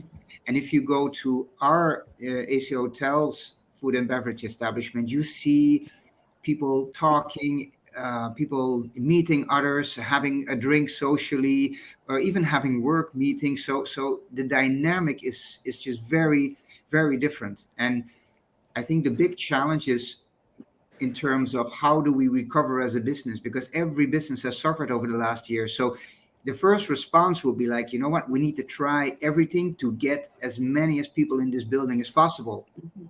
So you could diversify and say, okay, let's also start selling sushi, or let's start doing, Italian themed, or let's do this, or let's do that. But I think the first question always has to be, how does this connect to our core brand delivery and our promise? Yeah. Dave, do you want to jump in? I see you nodding. Yeah, Kevon, those are excellent points. I would just add one thought about the importance of branding. The younger generation in particular, but every generation, is increasingly tuned into authenticity of branding. And unfortunately, there are too many examples of, well, not just hotels, but since we're talking about hotels, that have a stated brand purpose that don't deliver on it. and it becomes painfully obvious. And there's unfortunately, a lot of that around sustainability and green efforts, just to use one example, where hotels will talk about their green efforts and their focus on sustainability, and then a customer will look out the back and see the loading dock full of trash and food thrown away and lights left on and leaking water. And so what the hotel says they stand for is very clearly what they're not doing. That causes a problem with branding. So and research has borne out that that's, like a lot of things, driven by the younger generation, but more and more picked up by older generations as well. This focus on authenticity, like if you say it, you got to do it.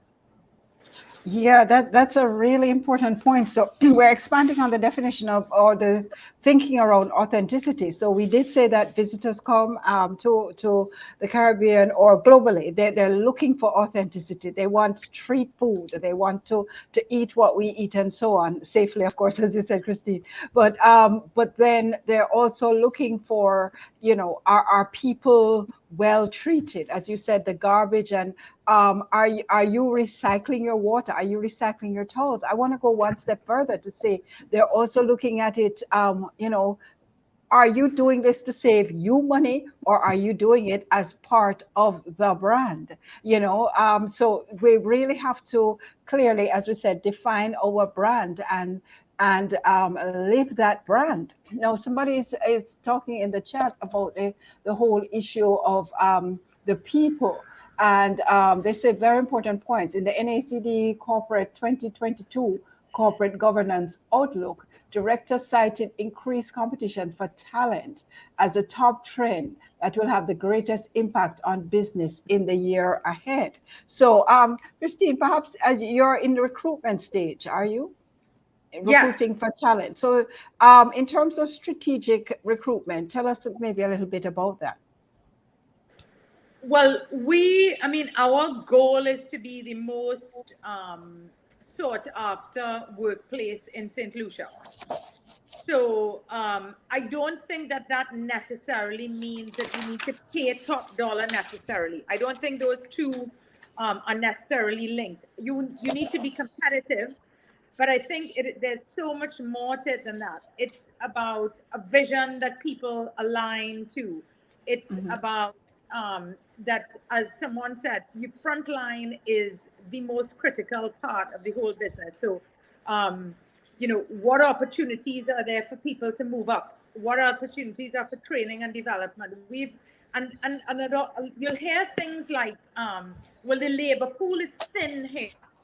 Well, okay, then it's our responsibility to partner with the training institute. So we a few months ago launched this Cabot Cares program, which is really a CSR initiative.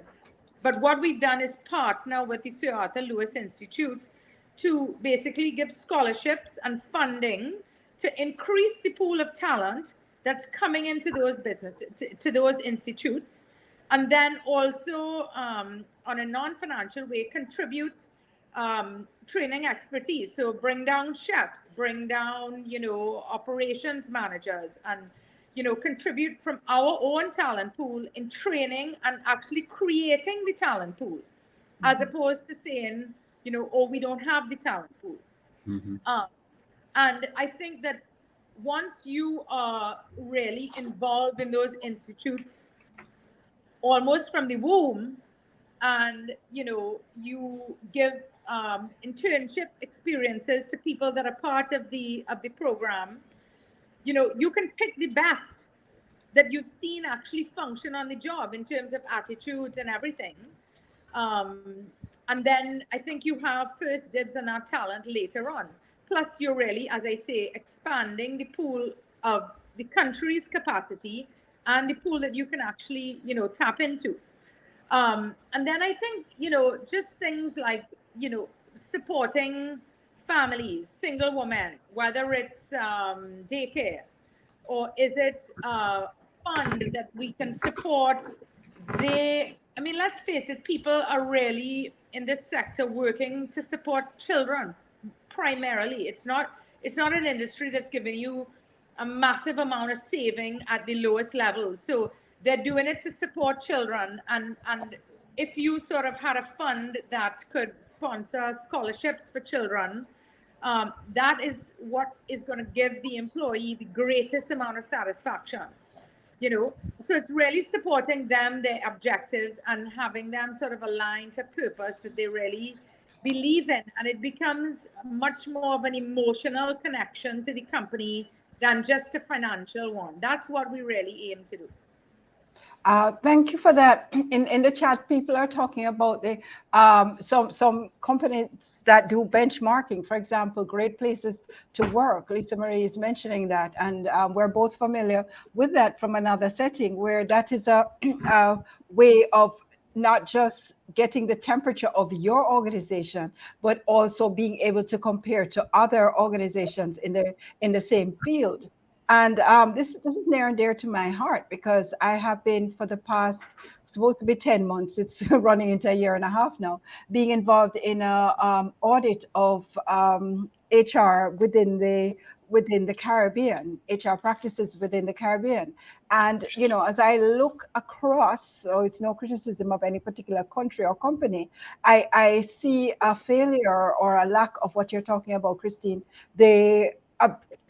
using strategy to shape the environment. So as you said, a constant complaint is that, we can't find the talent that we want. It's not out there. And what I hear you saying is that part of the strategy is how do we help to shape or to make that talent? So I guess what we're saying is that when we're thinking about strategy, it's not just within four walls. It may mean going out there. It may mean doing things that you mightn't have thought about. So one of the things we're looking at in that audit, for example, is gender equity. And women, of course, are very overrepresented in a lot of the lower paying fields, like housekeeping.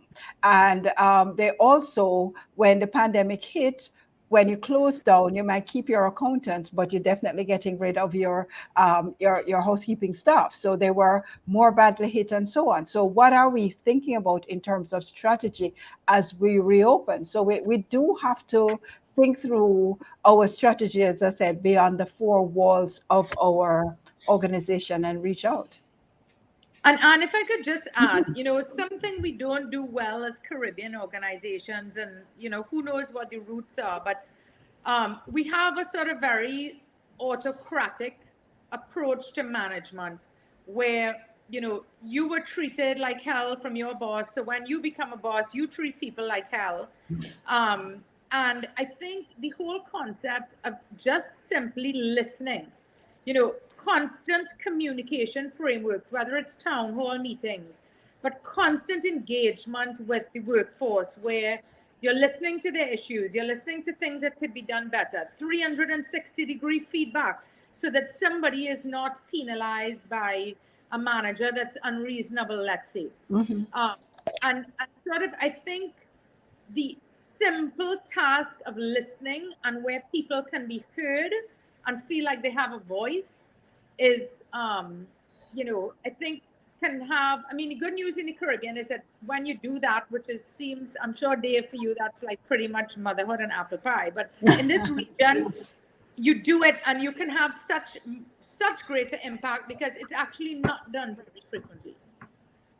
No, it is not. And I see somebody saying that is a great point. And they're adding to the benefits that you mentioned, the whole work from home. So it's very interesting how, we thought about the pandemic. Is this an opportunity to reset, or is it just a pause? And I think as I see some companies, it's really just a pause and they're like, okay, let's rush back to the way things are. And for some companies, it's really a chance to reset. So we know that if you're a housekeeper, you have to come into work. But does the financial controller have to be on the ground? What about the marketing person and so on? And as we go forward, I think we're going to have to include that in the strategy. The fact that people have, I forget who said it, I think it was you, Cohen, that people are different now. That, and I've said to people before, the people who went into the pandemic are not the same people who are coming out of it. And I think that's why we're having this labor shortage, because people are saying, you mean that I don't have to work 6 days a week? week? You mean I don't have to work every Sunday and every public holiday or whatever? And they're rethinking. And as they rethink, are we rethinking? You look like you wanted to say something, Cone. Yeah, this just makes up for I mean this topic, right? There's two things coming from this. We talk about culture, right? In this day and this age with this generation, I think also company cultures need to be aligned more from the top down. And this is often what the problem is. But from the top down, there's two keywords: it's respect and humility. I believe in letting your work speak for itself. I will never be the one raising my hand saying, look at what I did. And I teach that downwards. I preach that downwards to my management team. It's the same thing. Their success will be reflected on their ability to grow within their ranks. So if they grow, there needs to be someone growing with them. But this has to be adapted and immersed into a culture. So this also means that in this age, to work with this generation, if you're here as a leader, being arrogant, showing how great you are, how you establish this business, people are not impressed. People do not stay for that. People stay when they look and see a mentor, see someone that can help them shape into a professional, or teach them values of how to be a professional and how to grow into a role with respect and humility. Because in the end of the day, you can pick up someone who only talks about what they do, but if you look further, you see a whole lot of different. And there are three factors. It is how you do your work, how do you manage peer relationships, and how others perceive you as a professional. And those three you can't control, right?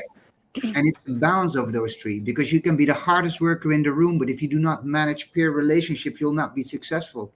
You can be fantastic in managing peer relationships, but if you're not a hard-working professional, or you make many technical errors, you will not get there. So, those three factors that I mentioned have to be so important, have to be taught from the top down.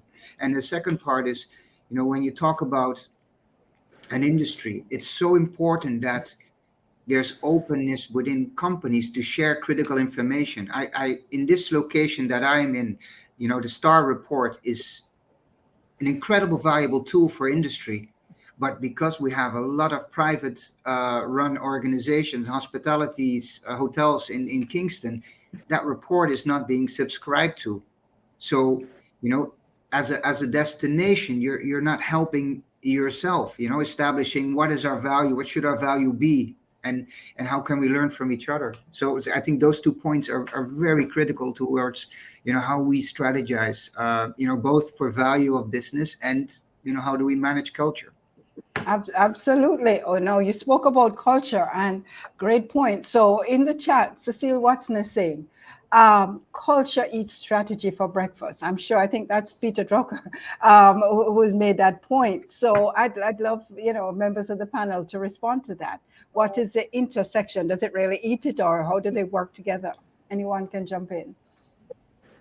I'll offer a thought on that. I do agree with that. Culture is more important than strategy. To be successful, you kind of need both, but you can't even have a strategy without a culture. And as both Cone and Christine have said, it comes down to leadership. And I'll share one of my favorite quotes about leadership. When I'm in the presence of a senior executive, I get the impression that person is very important. When I'm in the presence of a leader, I get the impression that I am really important. And that supersedes a lot. In fact, there's research that shows that if you're happy in your job, you're less likely to be upset with your compensation. So it turns out that when people are unhappy and they complain about their compensation, there's something else that triggered it that's not compensation, it's leadership. And I don't think there's any business leader out there that would look back on their recent past and say, you know what, I spent a bit too much time focused on the culture of this organization. I don't think anybody would say that. Absolutely. Anyone else? Christine? And I think that you can't execute strategy without culture, because you rely on, as Dave says, you're a leader shaping strategy with, say, a couple of senior executives and hopefully some input from the rest of the organization. But then you rely on thousands of people to do their job to the best of their ability to be able to execute that. And especially in the hospitality institute, where you are dependent on a friendly smile and a can-do problem-solving approach to resolving and surprising and delighting guests. I mean, if you have a disgruntled, unhappy employee, what's their motivation to go beyond the basics? Much less, Yes. and then they need to, if they do it, they're faking it, and as we said, that's not authentic. So I think it is critical in any organization, and far more so here. Absolutely, absolutely. So there's a lot of passion around this one. I saw the hearts and the thumbs up as we spoke about culture, because it is really very, very important for companies to think about. As we move towards pulling this together, I wanted to mention that we speak about. We've been through a crisis, an unprecedented crisis. But there's a thought that crisis is danger and opportunity. So I wanted you to think about, to speak about what are some of the dangers. We're thinking strategically now. What are some of the dangers and what are some of the opportunities that we have as we, I hesitate to say we come out of the pandemic, because it seems like it will never end. But as we begin to see, manage it better, then let me put it that way. So what are some of the dangers and what are some of the opportunities that we can leverage? Let me say something very short. I think a crisis is a crisis as long as the perspective hasn't been placed yet, right? So we are in crisis because we're seeking answers. But I think a crisis changes into a new normal once understanding has been created, new information comes to the scene, and that moment allows us to reset our strategy. And the danger is that we use a crisis to remove our long-term planning, our long-term strategic vision, and we replace that with short-term, and lose sight of that long-term vision.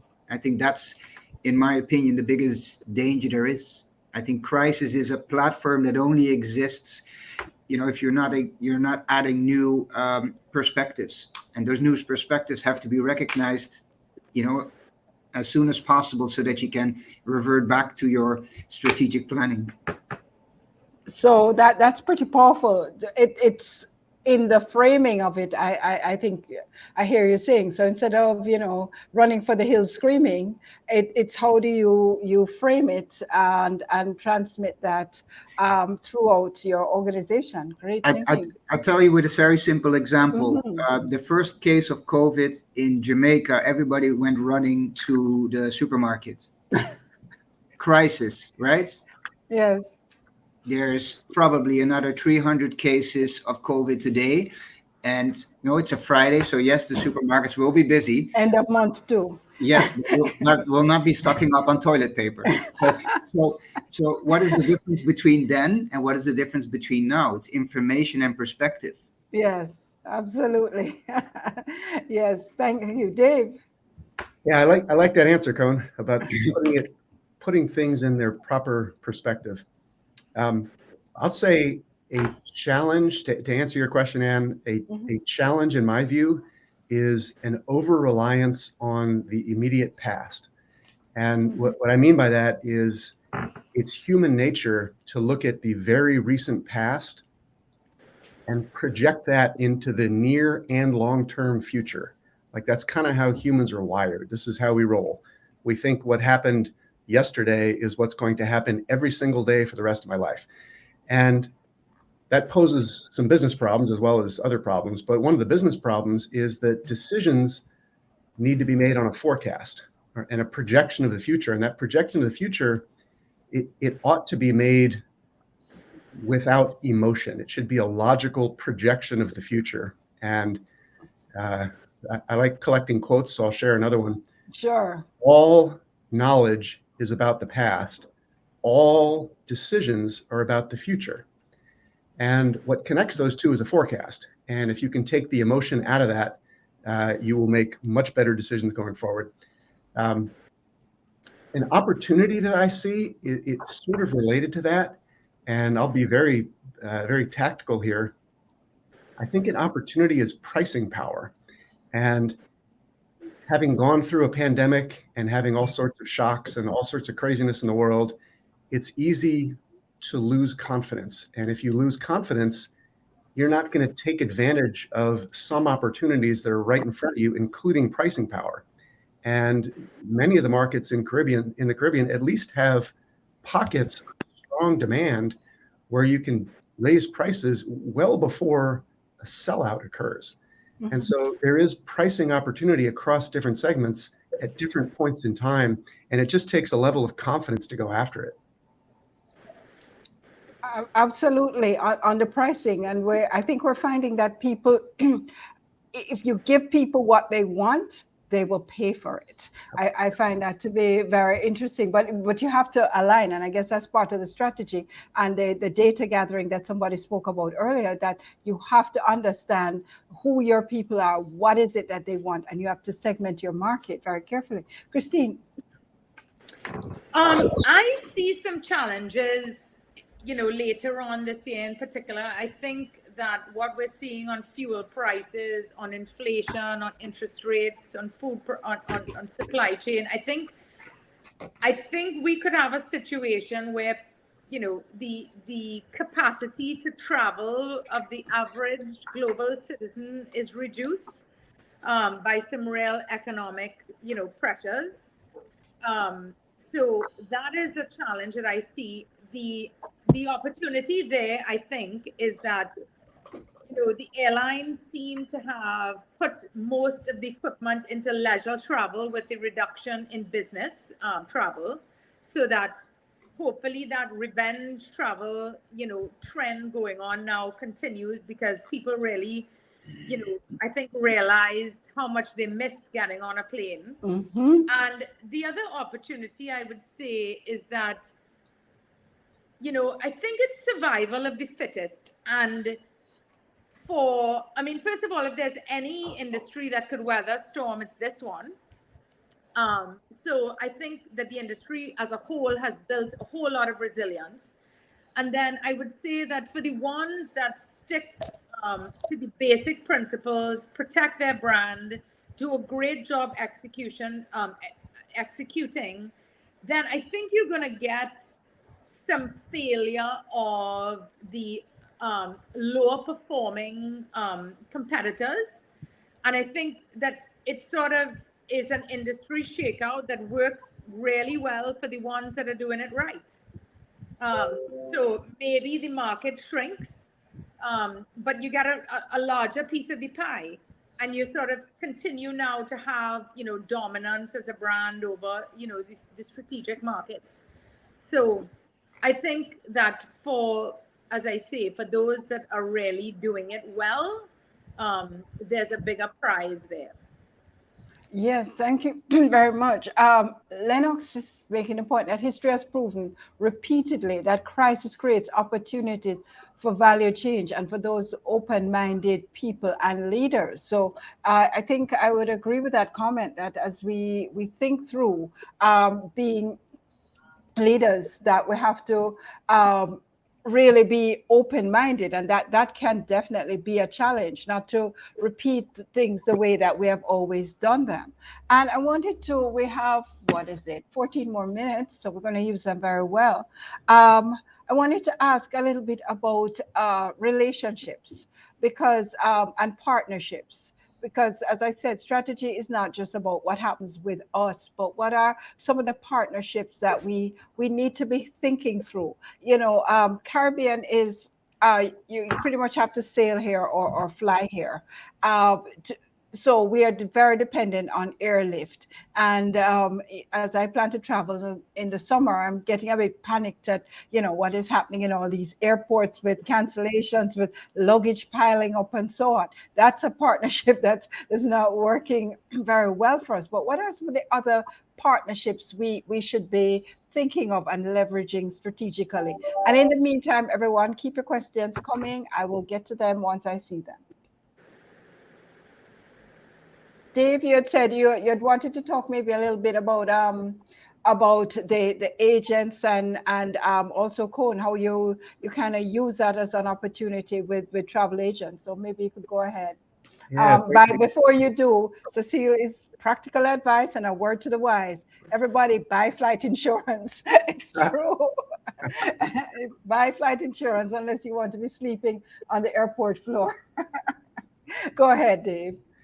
Yeah, it's a great question. So yes, I've been thinking quite a bit about channel partners and channel distribution. In fact, I built a course on that, a new course here at Cornell on that exact topic, and it involves strategic partnerships and having other companies and organizations help sell what you're selling.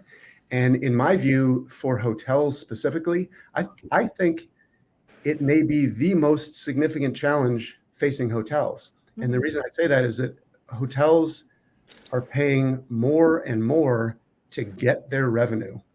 And, to use a very simplistic example, if you're paying a 20% commission, which is probably low, and you're paying that on half of the volume of guests that come in, you've just cut your revenue by 10% off the top. That's before you've spent anything on sales and marketing or advertising or channel plays, before you've done anything on, bringing partners to visit, before you've done anything on operations.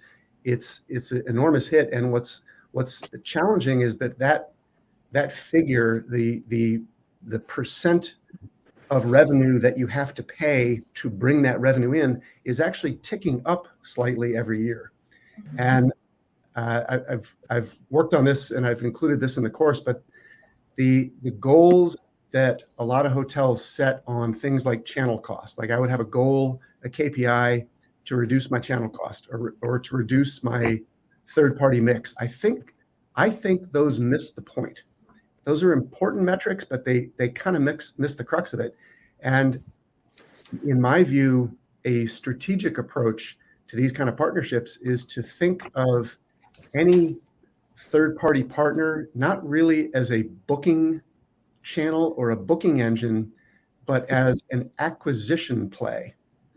So if you can work with a customer who's bringing in, if you can work with a channel who's bringing in customers who you haven't seen before and you would not have access to, that's a lot more important even than the cost of the commission.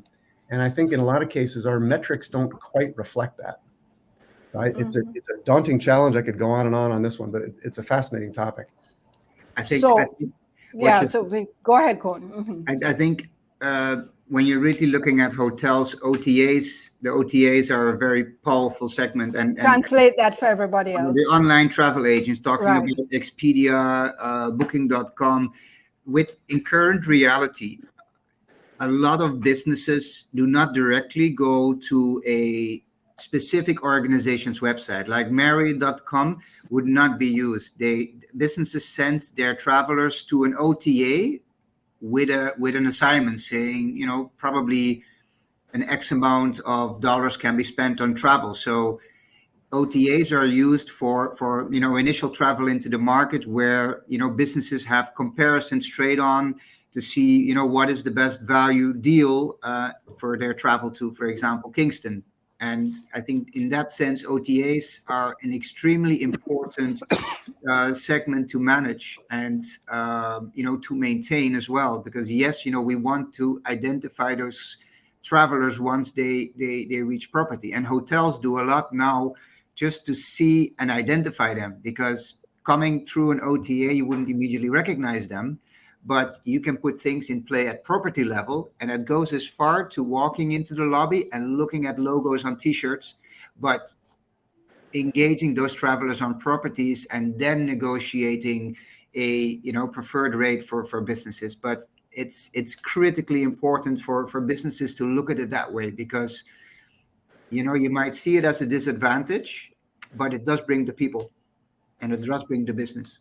I think that's so important. And what I'm hearing from both of you, and I'll invite Christine speak in a minute, is that we really have to maybe reframe our challenges. So I think in many instances, a lot of energy is spent in either bad mouthing these middlemen like the Expedia and the etc., or trying to push them down. And I have been a customer of these companies, because that's kind of the way I book. And sometimes you are told, oh, because you book that way, you can't get this. So like, I'm not a real customer, which is, not making me feel valued. So maybe there are certain things you can't do, but how do we, it's something we need to probably train our staff to do. So in the same, to manage that conversation so that it doesn't make the person feel less than. And I think we don't spend enough time really strategizing on the fact is that Cohen and Christine, you're in your offices, you interact with your staff, of course, but who is interacting with with your customers, but who is interacting with them every day and every hour? It's your front line. And we're not seeing them as maybe marketers, people who can chief selling agents, etc., which is what I heard you say, Code, that you can turn them in. You see this logo, you hear this conversation, what can you do? And we're not recognizing them. Christine, did you want to? Yeah, I think, I guess for our business, the media is a very, very important strategic partner. Yes. Because I think that I think I would go even further to say it's even souped up even greater if it can be in partnership with the country as well. Mm-hmm. But I think that, getting the brand and the recognition and the communication, even brand awareness out there, and PR is quite inexpensive versus other forms of marketing if you get the right channels. And then I would say also ambassadors that go into segments where we're not typically represented. For example, for us, most of the a lot of travel into St. Lucia would be US and Canada. So we have relationships now in the UK, in Europe, and sort of ambassadors or agents or whatever you want to call them that are actually working in markets where they have, geographic expertise and know the players and can sort of help, spread the word there. So I think media marketing would be top on my list. Okay, thank you. All right, so we have about 6 minutes. So I would invite you to do your closing comments. Anything you want to leave us with in terms of strategy for this industry as we go forward? Dave, I'll start with you. Sure, I'll just say as a closing, one of the pitfalls in business leadership is clarity of communication. Mm-hmm. And it's so easy, and I've seen this over my 30 years in the business, it's so easy to have a conversation with somebody about goals of your organization, and you speak with crystal clarity, and they understand with crystal clarity, but they don't understand what you said, and you think they did. And it's incredibly common. And that just adds to the challenge. So I would say that probably the most important first step of a strategy is to spell it out and articulate it and make sure that everybody that you interact with, especially within your same company and organization, that they understand precisely what that means and what their role is in delivering that. And I'll leave it at that. I think that is so important because in the bad old days when I worked in the industry, we used to say front of the house and back of the house. Now I hear people saying heart of the house, because back of the house is like, oh, the people in the laundry, and the guy who does the dishes. But you're right. Everybody has that role to play, and helping the dishwasher to understand what her role is in part of the overall strategy, that comes only from you. Thank you. Christine. Yeah, and just to add to that, it's, you know, it's sort of, okay, if you're a housekeeper, my role isn't to make up beds. My role is contributing to an incredible, you know, memory of an experience, and, you know, so that it sort of becomes far more inspiring than, you know, a task to do. What I was going to say is that one of the reasons that, you know, I switched over into this industry is that I actually think this is one of the not very many Caribbean industries that has the ability to be globally competitive. We have the resources to rival any tourism destination in the world. And that is a massive sort of, you know, platform to start with. I think we have a long ways to go in making really good use of that. But we can be, you know, top of our game. So it's really just sort of, you know, just figuring out how we best leverage, you know, the God-given, you know, resources that we have been given. And I do think that there is a resurgence of the Caribbean as a tourism destination happening. And so let's take, you know, take that opportunity and really figure out how to, I think we need to generally as an industry step up to the next level and be able to really capture the value that our assets, you know, basically have provided us the opportunity to so do. Thank you very much. Very well said, Christine. Yes, very, very well said. I just wanted to comment on the fact that, you know, as we had said earlier, we complain a lot about Caribbean workers. But then, you know, yes, I see you shaking your head. But at the same time, in the two Caribbean countries represented here, we have an cruise line coming to recruit over the same workers we don't want. They're coming to recruit, in one case 10,000, in another 1,000, and people are lining up for those jobs. So people are good. The question is, why aren't we leveraging them? Over to you, Con. I was going to say, I was shaking my head because I literally feel I have the best team, and I say it to anyone who wants to hear. I think, you know, what Dave said, what Christine said, what I often tell my team members and my organization here is that we are the game changers. We are the innovators. And that is a message that I repeat and repeat and repeat. We need to never be who we are yesterday and today in terms of, you know, how we are. You know, we need to keep that enthusiasm. We need to keep our drive. You know, in our organization, we create platforms to, you know, to communicate, as Dave said. You know, we need to create platforms so that we continuously communicate to our teams about our mission and where we're going. Our plans, our team needs to be part of our plans. You know, we're expanding our pool deck, we're building a restaurant. Tell the team we are planning too. So it also instills and creates excitement for them, because with that comes opportunities. Yes. So I believe the Caribbean rocks, because, you know, we are always thinking about how we can get next level, you know, how we can innovate, how we can create new businesses, you know, and that entrepreneurship. I run this business as it is my own, and I want my managers to run this business like it's theirs, and team members should have that untapped potential coming to life, because they're empowered, they're trusted to do the right thing. And it starts with, you know, we talk about a lot about culture, respect, humility, being genuine, you know, and never stop looking at the ceiling, because the ceiling don't exist. There's so much more space above it. And that would be my final, you know, word here. If we want to be excellent and we strive for excellence and we have everyone on board, there's no one to stop us. No one. Thank you very much. And the teachers in the room, the headmistress. So I want to just thank my wonderful panel. You guys have been awesome. Lots of food for thought. I see all the hearts and so on. So thank you very much, panel. I just want to end with Nike. Just do it, everyone. Thank you very much. Over to you, Lisa. Awesome. Thank you so much, Anne. And, you know, thanks to the panel. Really was very interesting discussion. But, you know, having sat Thank you so much, Anne. And it was really awesome discussion. And having sat in on the panels this morning, you know, the themes are the same. It's people, it's communication, it is getting everybody working together.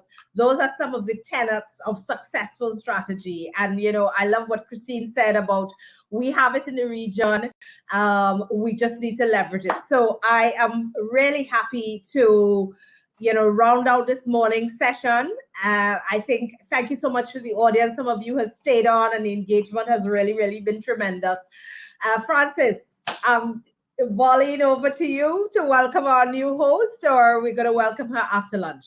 Well, I want to thank you first for being amazing and energetic and fun. And, you know, I thought Douglas was high energy and interesting and compelling, and you had him be that way, yes. And then the panel were like, oh, I couldn't keep up with the things I was learning and hearing for the first time.